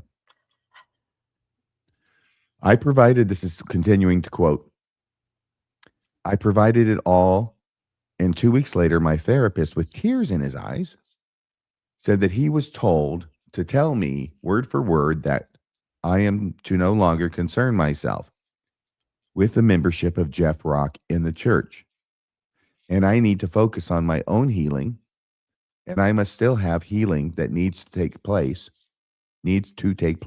or I would not have found myself in their counseling services, she said. It felt like they were saying, mind your own business. 2 years later, Rock told family members in a September 2013 email he had been appointed to a stake leadership position in the High Council in Bangkok, assisting other lay leaders who oversaw youth and primary programs, according to Shipley.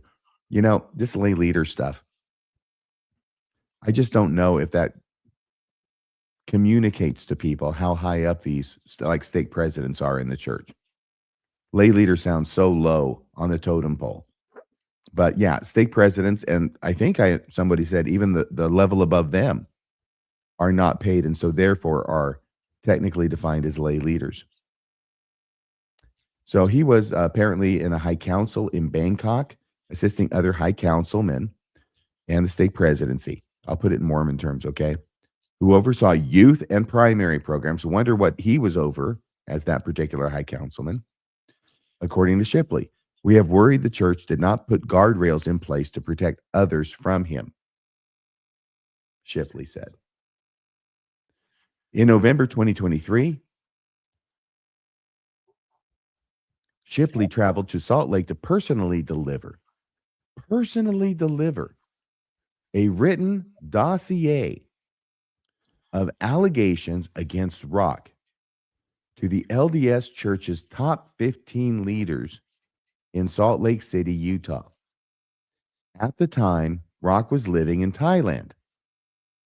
The packet of information contained claims of sexual abuse by Shipley, the stepdaughter, Rock's stepson, and Rock's niece, Cammie Malden.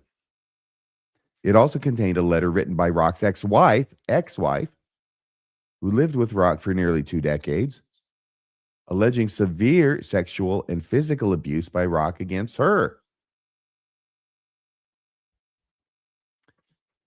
Now, this is the ex-wife speaking, whose name is Jessica Chantawichian, is my best guess at that. She says this, the ex-wife, Jeff has spent a lot of money to lure vulnerable women with children. Okay. To lure vulnerable women with children to get close to him. I have spread the words of warning to some of my friends about Jeff's being a child molester and to stay away from him. Chantawichian, the ex-wife, and relatives of Rock asked the church to ensure Rock was not in a position of authority. They also requested policy changes to prevent the likelihood of church volunteers being alone with children in the future. Church volunteers, I mean, we're talking about bishops, we're talking about members of the High Council, we're talking about stake presidencies. This church volunteers is not communicating it adequately, I think. The family's concerns reflected a larger debate. The church relies exclusively on local worshipers to voluntarily fill leadership positions. The organizational model has come under criticism over the past decade, particularly as it relates to men in leadership positions who often hold one-on-one worthiness interviews with children and teens. During the same month, Shipley, stepdaughter, submitted complaints to LDS Church headquarters. That same month, a stake representative of the church, just a stake representative, not even higher than that, contacted Shipley to tell her Rock had been released from his position of counselor in Bang Na, Thailand, Shipley said. So apparently they called from Thailand and let her know. Shipley said she could not believe he would be allowed to have such a position. Wheeler of the LDS Church, this is a spokesperson. In 2023, the church received letters regarding this individual and encouraged, that must be when she came there personally to deliver him. The church received letters regarding this individual and encouraged family members and others to report concerns and cooperate with the criminal investigation. The church placed restrictions on this individual and does not allow him to participate in any activities or meetings involving youth or children. So I have a symbol there of a church with a circle and a line through it. That's not quite the restriction because he can still go to church. Those restrictions still allow him to go to church. But they placed restrictions according to them, saying that Rock cannot participate in any activities or meetings involving youth or children. And that's the end of that story. Your thoughts? How about you, Bill? What do you think of this? The Jehovah's Witnesses have a hard time with preventing child abuse as well. They have a 2-witness rule, for instance. And so if somebody's dragged into some sort of disciplinary action, if there's one victim who says something, it's not good enough. And the Jehovah's Witnesses, you have to have at least 2 witnesses. And it makes proving things wrong an uphill battle. It struck me that in this moment, it took a whole family writing a letter. It basically took the whole family going, look, we are unified in saying this guy is a child abuser before the church does anything. And we see this play out time and time again. It's sort of one person's word against the other. And it always seems to be about repentance. It always seems to be about that person's getting right. There seems to be so little concern for the victims in the LDS Church and so little concern for the people who have suffered at the hands of the abusers, whether it be victims or family who have just seen it from afar or whatnot. The church can do so much better, and it could start with really simple things, and we've laid them out before. Just don't let anybody be in a room alone with a child. Do background checks. You've got so much money. You've got $265 billion. Actually, you got $300 billion at this point. 321. You could do background checks. It would cost you so little to do them. You just make it the protocol. You just start doing them. And the other thing too, you guys pointed to this, but in the documents, we all talk in Mormon language. We say young women, for instance, and then the world goes like, oh, those are 20, 22, 23-year-old women. We need to stop giving the LDS Church that kind of grace. Mm-hmm. And when we report the news, or when news agencies report the news, or when people are commenting on the abuse that they've suffered, stop using the language the LDS Church has created. They've created that language often to give them a buffer. Use the language that explains to the world clearly what this church is doing. That's it for me. Rebecca? Yeah, when you read that last slide, I looked again at my little, he was in that second counselorship from April to December. So he was there, and then they took him right out because that was only a few months. So the LDS Church, once they finally took it seriously and became aware, they did take steps there. But one thing that stood out too is many times the whole family is groomed to allow access to the children.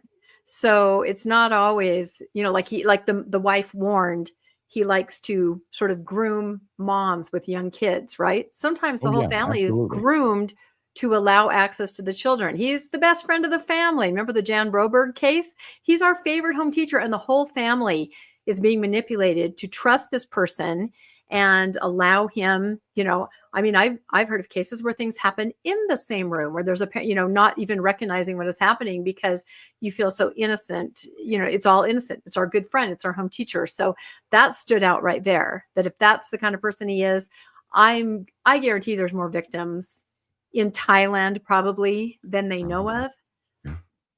That is why it's often a condition of probation for somebody who gets convicted of something like this, that they not, without prior approval from DOC, have any relationships with any women who have children.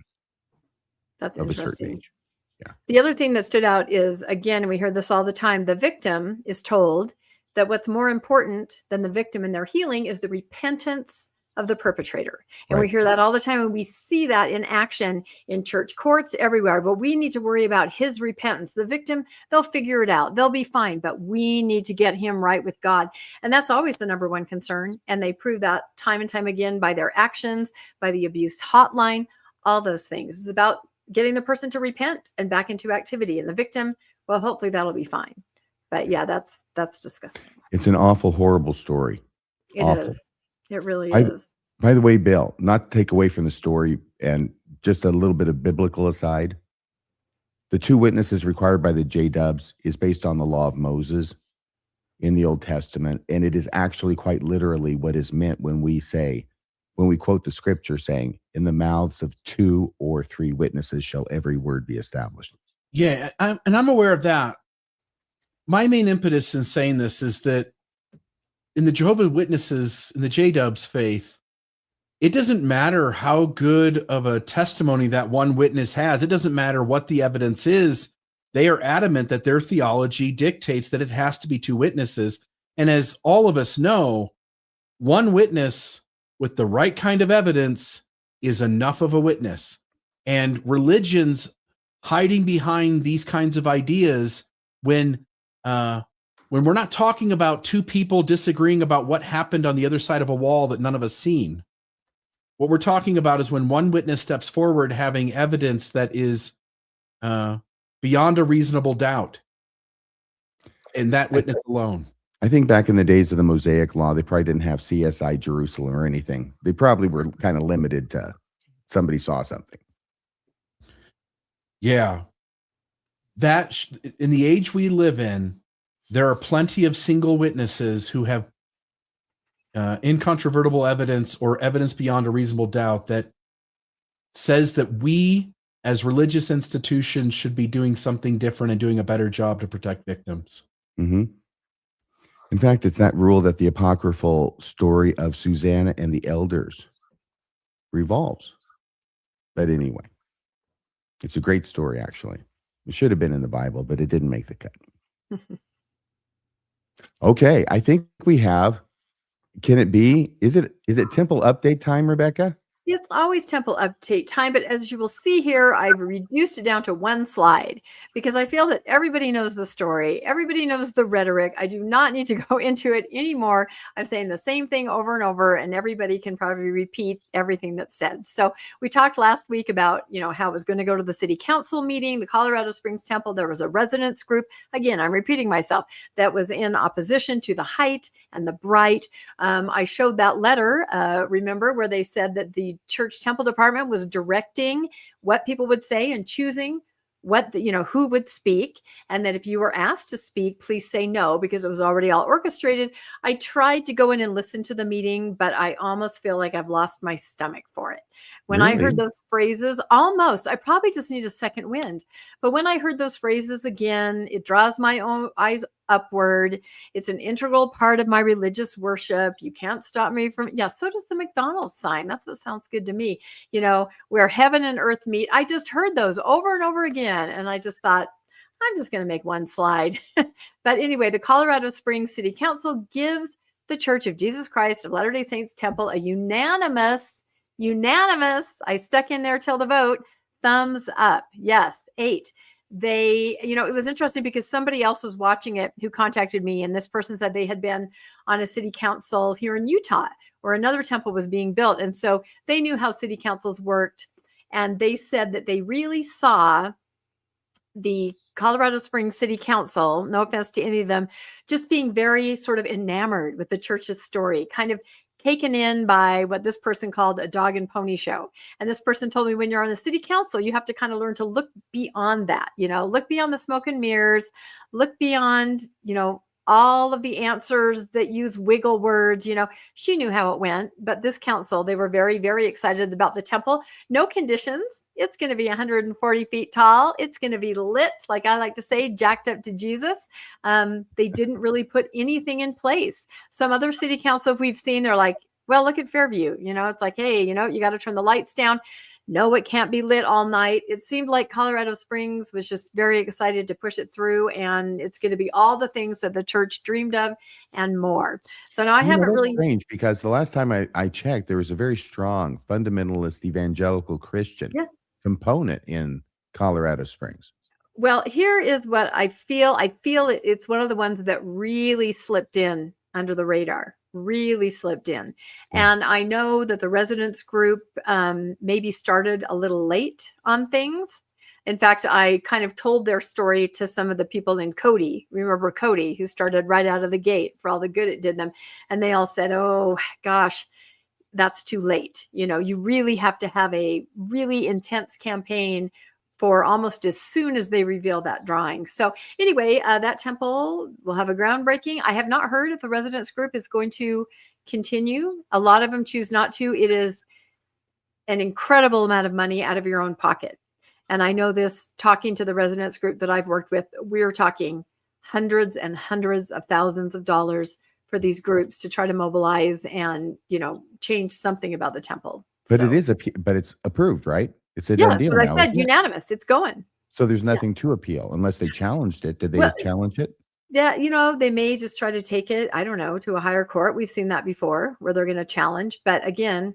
But usually they have to do something before this decision is made. And that's what Cody was pointing out. There were some steps along the way that should have, been taken in a different way. But I don't know. We'll find out more if there is more to. But it was funny to me, just on a personal note, how I was all gung ho. I'm going to listen to the city council meeting, and I just couldn't do it. Isn't that funny? After all these years, God, I couldn't do it. I listened here and there. I know. I probably going to be lit all night long. Is that what it says here at the bottom of this article? That's what I'm saying. There were no conditions on it. So now that happened to Cody, but simply because Cody didn't know that it had passed because of the confusion by the city planner, right? So Cody also passed with no. Fairview is an example of here's a town working with residents to get something. Lighting is at a reasonable hour. Things were lowered. Fairview is really how it should all work, but that was an anomaly because you had the city council, that was sticking to their guns kind of, and then eventually made a concession, but best for everyone. So anyway, we'll go on to the next temple next, but Colorado Springs, it's a done deal. There you go. So I think I actually had the next story too in order here. This was a very strange headline that came out a couple weeks ago or a week ago. Did you guys both see this? Yes. Now I'm recognize it from what you told me. Yeah, no. And at first when I saw it, I thought, is that a picture of Merlin Olsen? Only old people would know what I'm talking about. But I was like, who is that? But the headline is Wasatch County GOP Chair David Nephi Johnson is charged after allegedly waterboarding a teen. And that teen is actually his own daughter. Yeah, interesting. So it says, let's see, I can't read that top line because that's on there. Can I say on behalf of the entire audience, Merlin Olsen? I know. You don't know who that is either? I do. That's why I'm saying Merlin Olsen. You think he looks like Merlin Olsen? I do think he looks like Merlin Olsen. All right. He's kind of got that wide-eyed wondering. I mean, a thin Merlin Olsen, but kind of a ratty looking Merlin Olsen. Yeah. Okay. I digress. Here we go. Let's go down with the story. So he is a Wasatch County Republican Party and a Heber City resident, and he was arrested and charged with a first-degree felony count of aggravated child abuse. The police allege that he waterboarded his own teenage daughter in a bathroom sink as punishment after she didn't clean her room to his standards. She had gone out with friends, and when she came back, he said, I told you couldn't go until your room is clean, something along those lines. And then allegedly this happened. So he's not really waterboarding her in the way that it used to be done with enemy combatants. He was dunking her head under the water. Yeah, well, and yeah, I think they just use that term maybe in this case to mean somebody who's, subjected to water and feels like they can't breathe. So you have that reaction. But it says, according to the court affidavit, he grabbed her neck and he forced her head under running water. So maybe, running down over her face. I don't know. I think that must be the case, Rebecca, because I'm thinking if you filled up a sink and stuck your face, a kid's face in it, it would just go everywhere. Yeah, no, I think it was under the running water. I think, yeah. Right. So can you imagine having water all over, your eyes and your nose, and you couldn't breathe? I mean, I feel like you would have the same reaction as more like waterboarding. Yeah. I think, and she reported that she couldn't breathe for 20 or 30 seconds. The incident was reported to authorities after the teen went to the Utah Division of Child and Family Services, and they called the police. In addition to this alleged waterboarding, the teen described other alleged abusive incidents involving siblings. He pleaded not guilty, and he's out on bail. Now, interestingly, the Wasatch County GOP said it is concerned.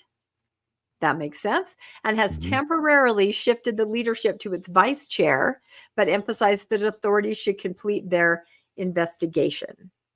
So they also make another statement here where they say in the day following Johnson's arrest, the Wasatch County Republican Party released a statement where they said that they were deeply concerned and troubled by the allegation against Johnson. However, they also asked the public to refrain from judgment and stated that all individuals are innocent until proven guilty. Absolutely. That's true, isn't it, RFM? And as I understand it, she has been removed from the home. She's on no contact with the father. And I think there's some safety protocols for the other kids too, as they sort this whole thing out. So, I mean, just when you thought you'd heard it all. But I will say there's a little interesting aside, a little rabbit hole that I went on today that'll take me just a minute here. The allegations against her and the other kids, I'm surprised he's still in the home because he's the one who should have gone. Yeah, that's what I don't understand. But it looks like he's out on bail, and I don't know. Wasatch County. Well, I'm talking about the CPS aspect. Oh, yeah. No, I think that's probably true. So I don't know. And I guess we didn't read this part where it said first-degree felony carries potential prison time of 5 years to life and fines up to $10,000. So again, we'll find out. But what was interesting to me is I had done a little short about the waterboarding dad. And I did find out, I believe he's an LDS dad, if that matters to anyone. His calling right now is emergency preparedness expert in his ward in that area in Heber. So yeah, interesting. But so I had made a short about this, and my good friend and book club co-founder Bruce this morning texted me. He goes, "Hey, I was watching your short about waterboarding, and I remember that there's an LDS component to waterboarding. Are you guys aware of that at all?" We invented it. Yeah, exactly. So so I started doing a little bit of digging. I looked at the name, and sure enough, LDS member Bruce Jessen, however you say it. Yeah, I think it's I'm not sure if it is Jensen. It might be Jessen. Anyway, he and a partner are accredited with developing that technique of waterboarding and I think sleep deprivation. So of course, my first thought is this guy, does he have any callings? Because I always like to find out what people's callings are. So I asked a person who would know this, and I found out that he had a calling as a bishop in Spokane area. But then I looked, do you notice anything weird about the dates of his calling to be a bishop right there? It's 1 week long. It's 1 week long. From October 14th, 2012 to October 21st, 2012, presuming we have the right person.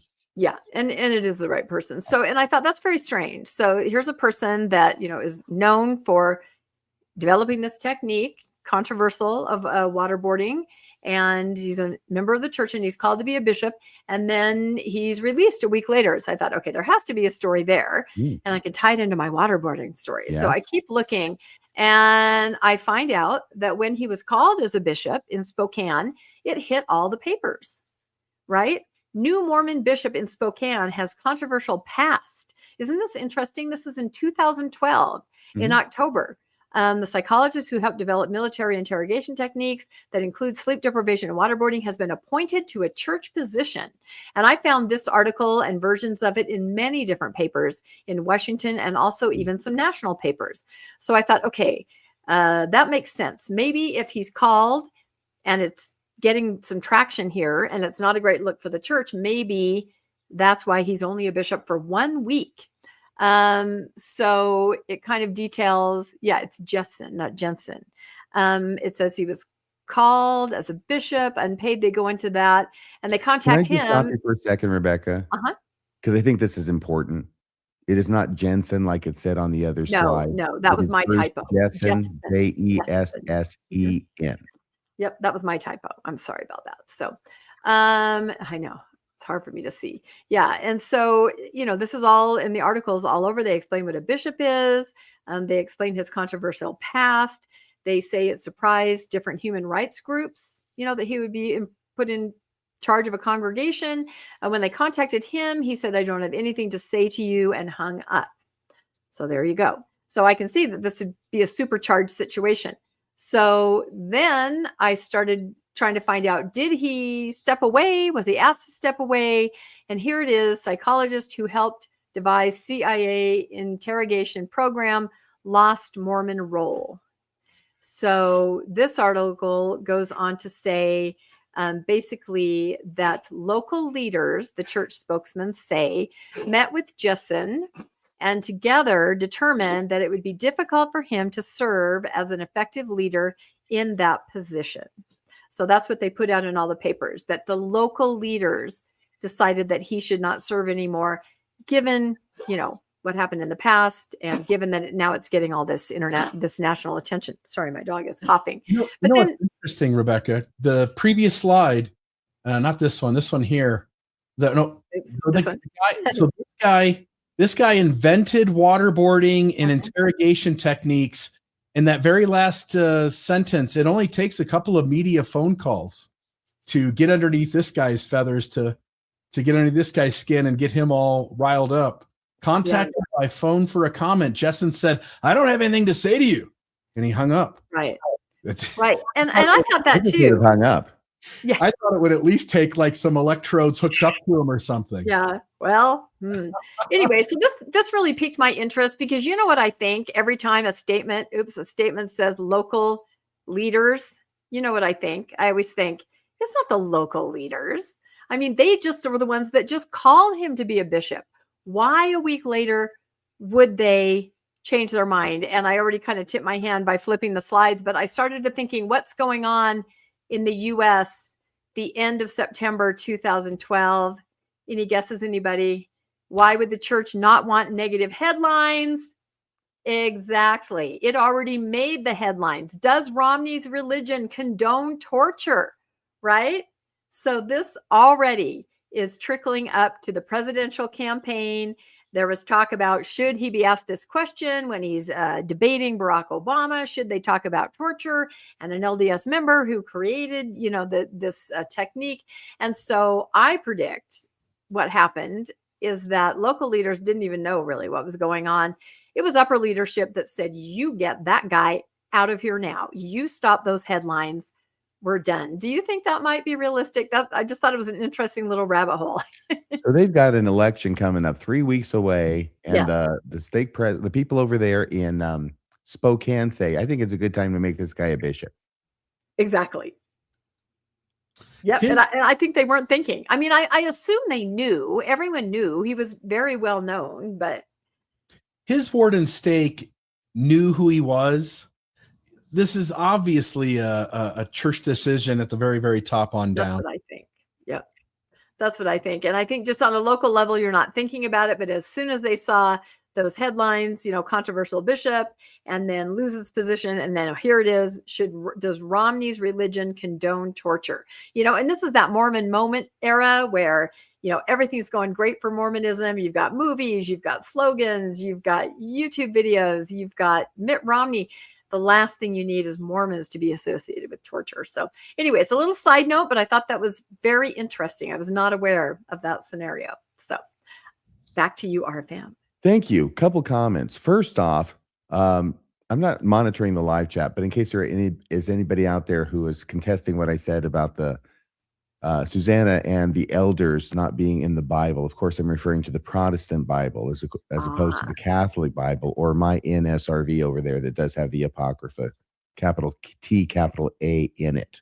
Okay, that's number one. Number two, Rebecca, had you skipped an earlier slide featuring Jane Manning James? Was there anything in there that you wanted to talk about?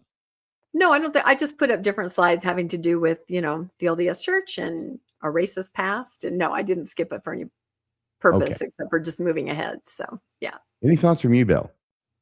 I just want to ask a question about Merlin Olsen. So I got no idea what she's talking about. You remember Merlin Olsen as an actor. Yeah, not a football player. Yeah, football player. And I was too young to watch him play, but he was the announcer on a lot of games that the 1980s Cleveland Browns played in when they went to lots of championship games. Anyway, I just wanted to touch base with Merlin Olsen. Do you have a picture of him so we can compare and see how closely the two resemble? Yeah, a thinner Merlin Olsen. A thinner Merlin Olsen is what I'm talking about. He was quite avuncular. I mean, wasn't he on? He was father. Yeah, see, okay, Merlin. I'm not wrong. Look at that.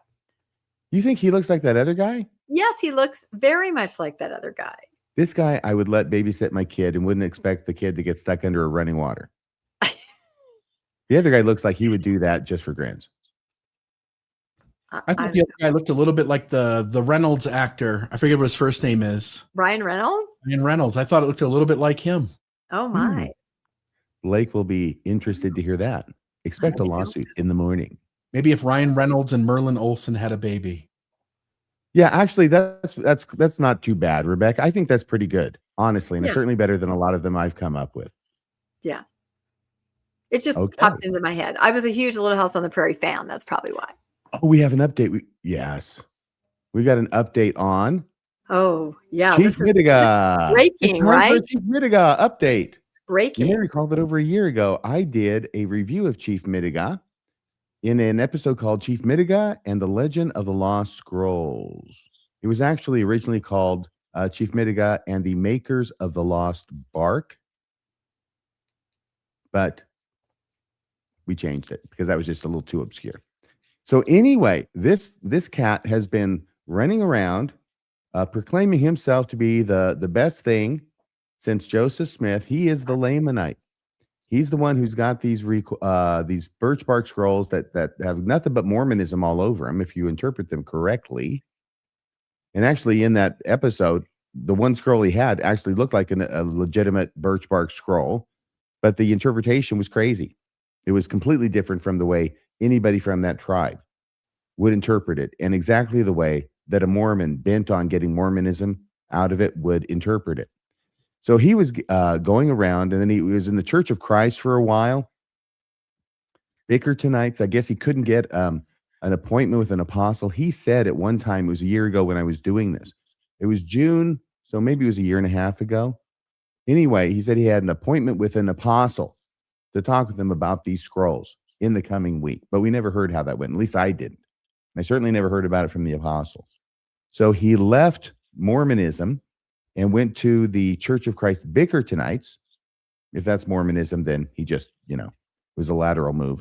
But he got baptized there. They accepted him and allowed him to speak. And then he got a little too big for his britches, and they got rid of him there. They excommunicated him. Well, now, as it turns out, it appears that Chief Mitiga has been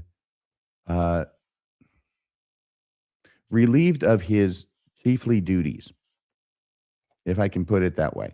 And we'll read a little bit from this letter that was written on February 11th, or signed on February 11th, 2026, from the Red Bear Pembina Chippewa Indians. And he has, of course, been going around and saying that he's a chief in the Pembina tribe. Now, there are a number of Pembina tribes, as it turns out. This is one of them. But he's certainly been talking about this quite a bit. And they have a few things to say to him in this letter.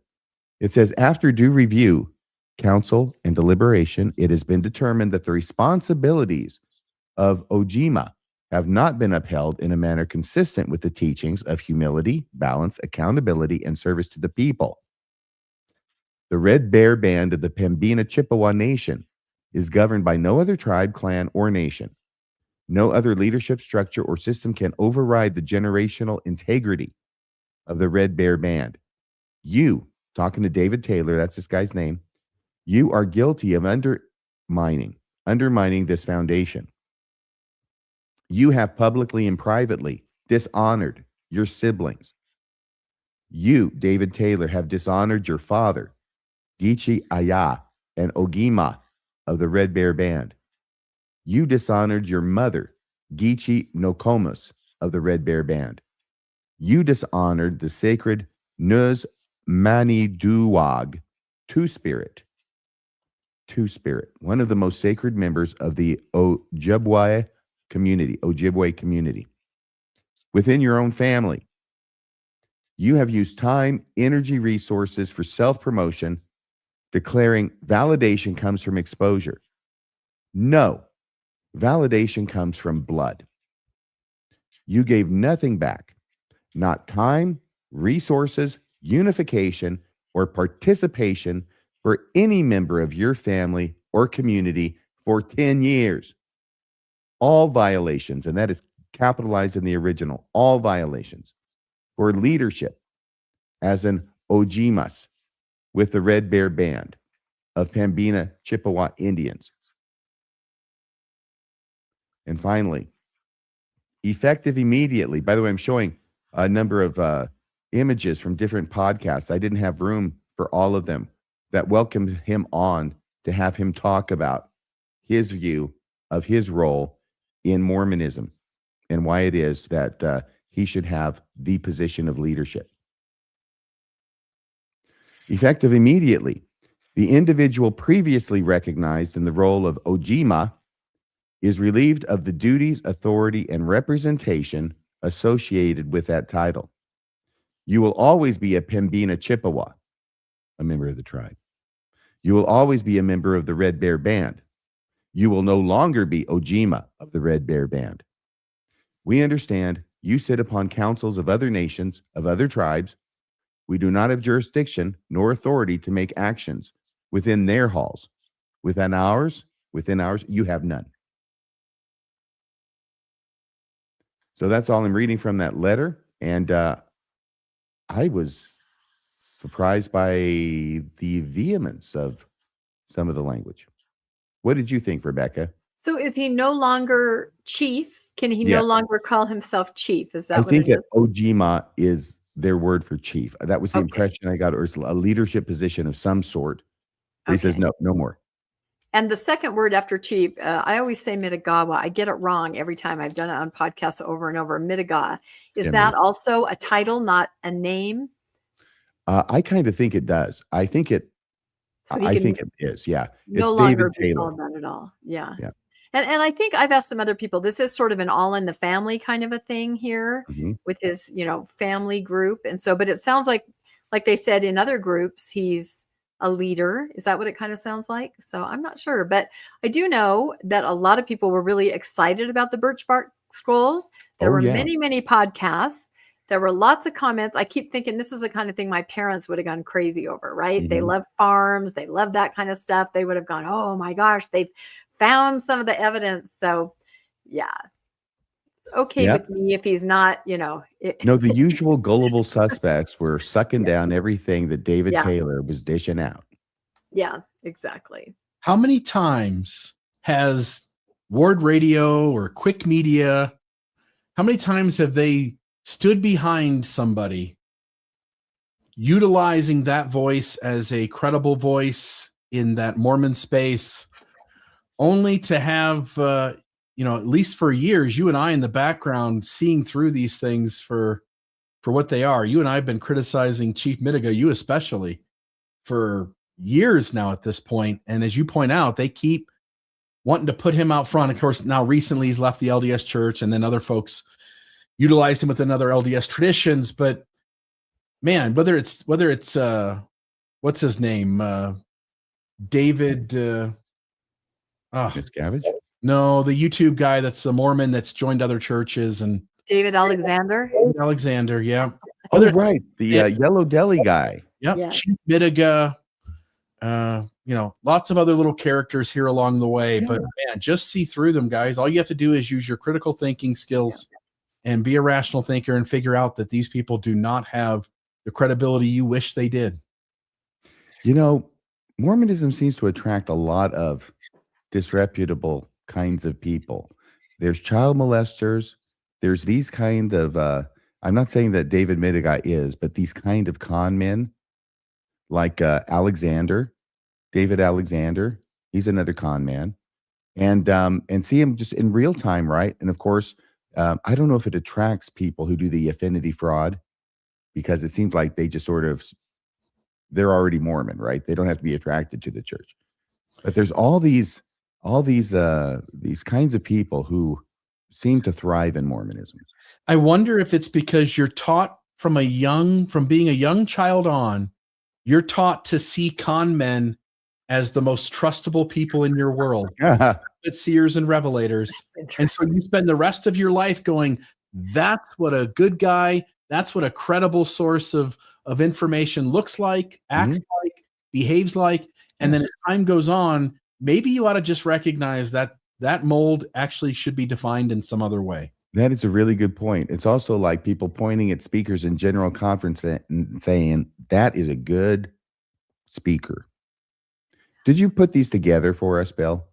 Those two pictures? I did put those together. We can't let it rest, can we? See, I still think kind of. I mean, maybe not. Maybe more like Chuck Norris. A man is more than a beard and a mustache. Yeah, well, no, I do not. It's just something about his eyes. And maybe it's the idealistic look in his eye. This is the difference between an angel and a demon. All right, fine. I concede. I'll give you each another $50. Good. I need to stop betting on these guys. Okay, I had one last quick little thing. Tomorrow is the day David Archuleta, his new book comes out. I had to put this up because prior to just a little while ago, he was really the darling of the church. I even went on the church website and there's still all kinds of articles and exciting things about him and what he's doing and his faith and his journey and his mission and all of that. And of course, we know in the last couple of years or so, he's kind of, taken off on a path more true to himself. He even had this book called David Archuleta, Chords of Strength, where he talked about when his vocal cords he was having problems and, his spirituality and the LDS faith got him through. No more of that book. No more of any of that. His new book is out, Devout. I think it's a very provocative cover there. And I won't read through all the details. You guys can find it if you want, but go get this book. His story is a story of really being a golden boy in the church. And he was so wildly famous, right, that they used him up, I think. And then as soon as he went a different direction, as soon as he was not living the lifestyle that they insisted on, he has described before that he just felt completely cast aside. And that can be devastating too, because you really do think, oh, they really like me. And they didn't. They liked, the life that they thought he was portraying, but that was not true to himself. I mean, he talks about. They liked how they could use him. Yes. Yeah. I mean, he talks about planning literally to end his life because he was living such a double life, and then finally found this freedom. And I think we all remember that very important interview with John DeLynn where his mother came on the program and said, I'm sticking with my son. I mean, it was one of those examples because a lot of messaging in the church, especially decades ago, was you don't stick with your child. You throw your child out, tough love, and then hopefully they'll come back. But she's like, no way. He wrote a song about that super powerful interview. There he is with the book, but he will be giving a book tour. He's coming to Salt Lake on the 24th. You guys can freeze on this. And he's going to be at King's Bookstore. And John DeLynn on the 17th, is that tomorrow? 10 a.m. He has David Archuleta on. The big interview. Not everybody knows that. Tomorrow. But yeah, it's very, very, it's a long time in the making, I think, because we've all wanted to, to hear from him. I was once at a fireside. I was singing at a fireside where he spoke, they kind of brought him in. This was back in his faithful days with handlers kind of, and rushed him up to the pulpit. And he talked a lot about American Idol and how his managers, after, he came in second, but he was very popular, said, don't do this mission thing, you strike while the iron's hot kind of a thing, right? And he tried to bear his testimony there in that meeting about how it was the right choice to go on a mission. But a lot of us speaking afterwards with each other felt like there was a lot of cognitive dissonance going on even at that point. And he was trying to kind of talk himself into the fact that he had made that choice. So because for a while there, his career was just the LDS Church. Then when he came out, broke it open with his story, he's on fire now. So watch this interview tomorrow. Get the book. Very exciting. And speaking of books, I have one more thing to talk about. Alyssa Grenfell put out a short today. Now we all know, hey, oh my gosh, my dogs are fighting. What are they doing? Anyway, Alyssa Grenfell put out a short today. We're all familiar with her book, right? How to Leave the Mormon Church. She went to Deseret book. She carried her book in. And if you can see there on that last picture, she put it on the shelf. She put her book on the shelf at Deseret Book and left. So we'll see if somebody's browsing the shelves, finds the book and says, this looks interesting, takes it up to the counter. They probably won't be able to scan it, but it kind of gave the idea, as I was chatting about this today, to some other authors who've written certain books like this. Maybe they should do that too. So I thought that was kind of funny. Thank you for sharing that, Rebecca. That was awesome. So on the radar, it's Monday night. Tomorrow's the 17th. Woo-hoo. What's going on with Mormonish tomorrow night? Well, let's see. Did I put the Thrive slide in next? I did. I wanted to mention that. Don't you think we should mention this one more time? I think it's almost sold out, but it is coming up this weekend. If anybody still wants to go to Thrive Beyond Religion. Everybody's going to be there. It's going to be really, really awesome. So it's my little plug. The 20th, Friday evening it starts, and it's over Sunday the 22nd in the afternoon. So Thrive Beyond Religion. Well, on Mormonish on Tuesday night, I am interviewing a Morehouse college student.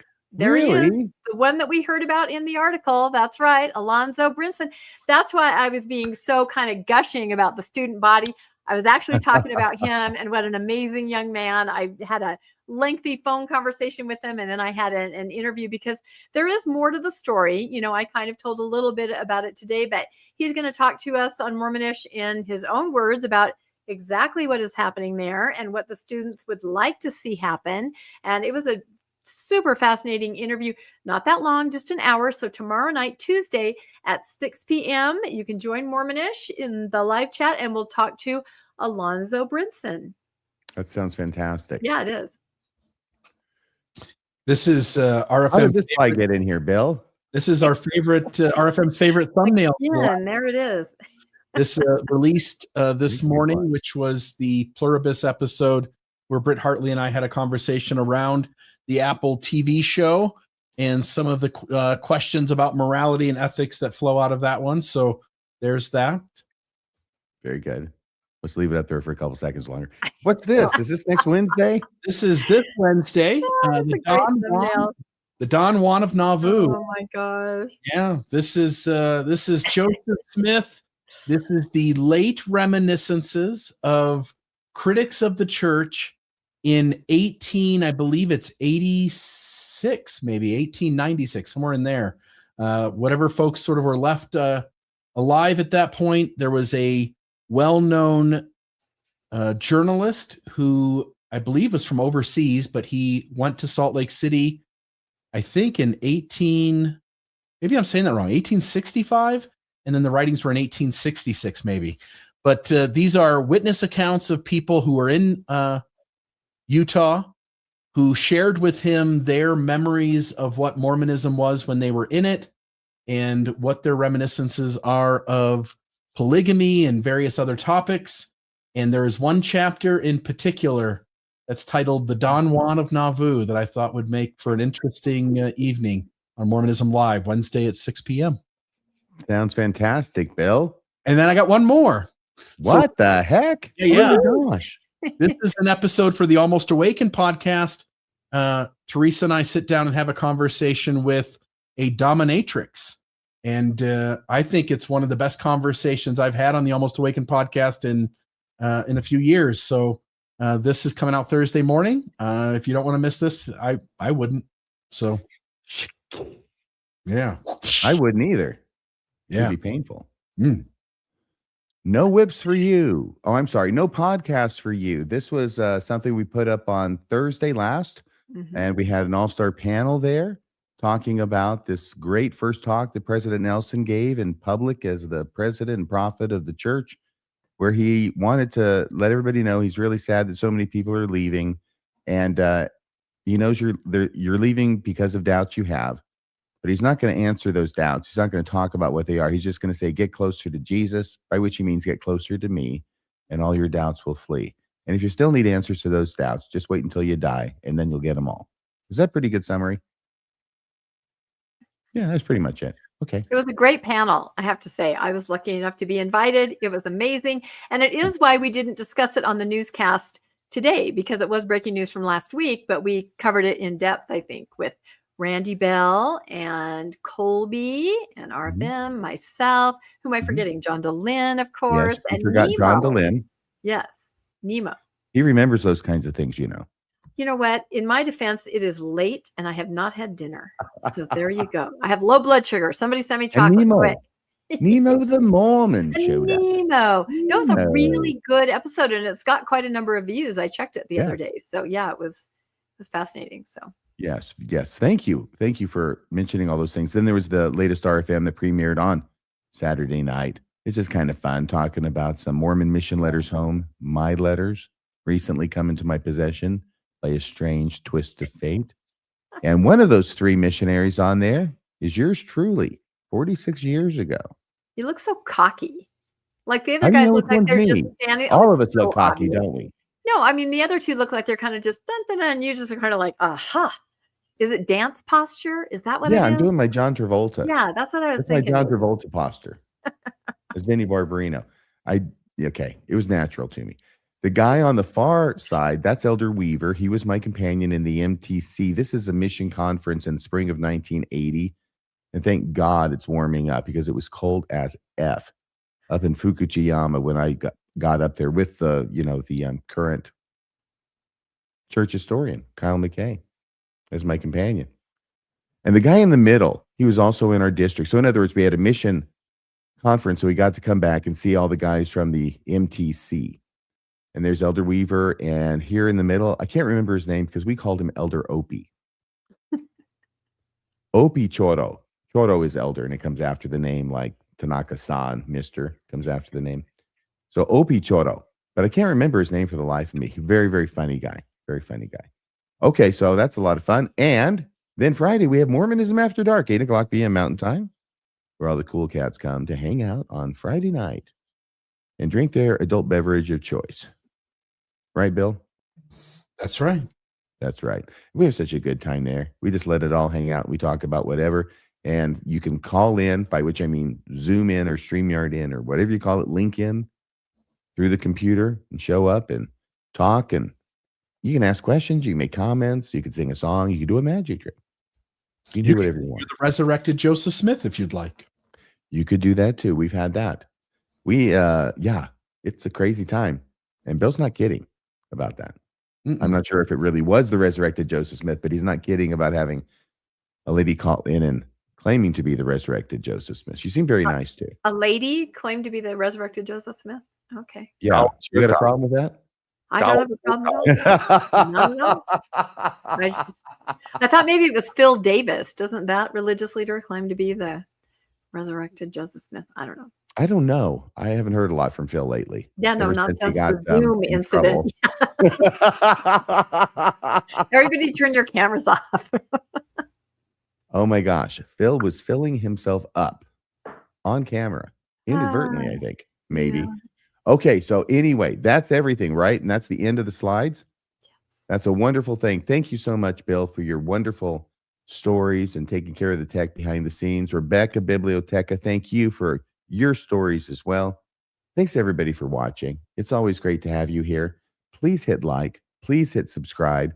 If you are liking and subscribing over here at Mormon Discussions, please also go over to Mormonish. That other show. Yeah. What was that? Because they're also streaming this over there. Now, you shouldn't be chatting over there or donating over there, but you should like and subscribe over there. Okay. And if you're watching it over on Mormonish, like and subscribe there and come over here and like, subscribe, and donate. Okay. That would be wonderful. All right. Thank you, everybody. Is there anything else that I need to cover, Bill or Rebecca? Just see everybody at Thrive. We're very excited if any of you in the chat are going to be there, because it's only a couple days away, and come say hi. I got to fly out of here on Thursday. It'll be early in the morning after the Wednesday show on Mormonism Live, Bill. Yep. We're going to be there. All kinds of stuff going on. It's going to be great. Right. Seriously, there's like 800 people. It is sold out. It is the biggest crowd you're ever going to see. It's pretty daunting for those How of many us. people are there?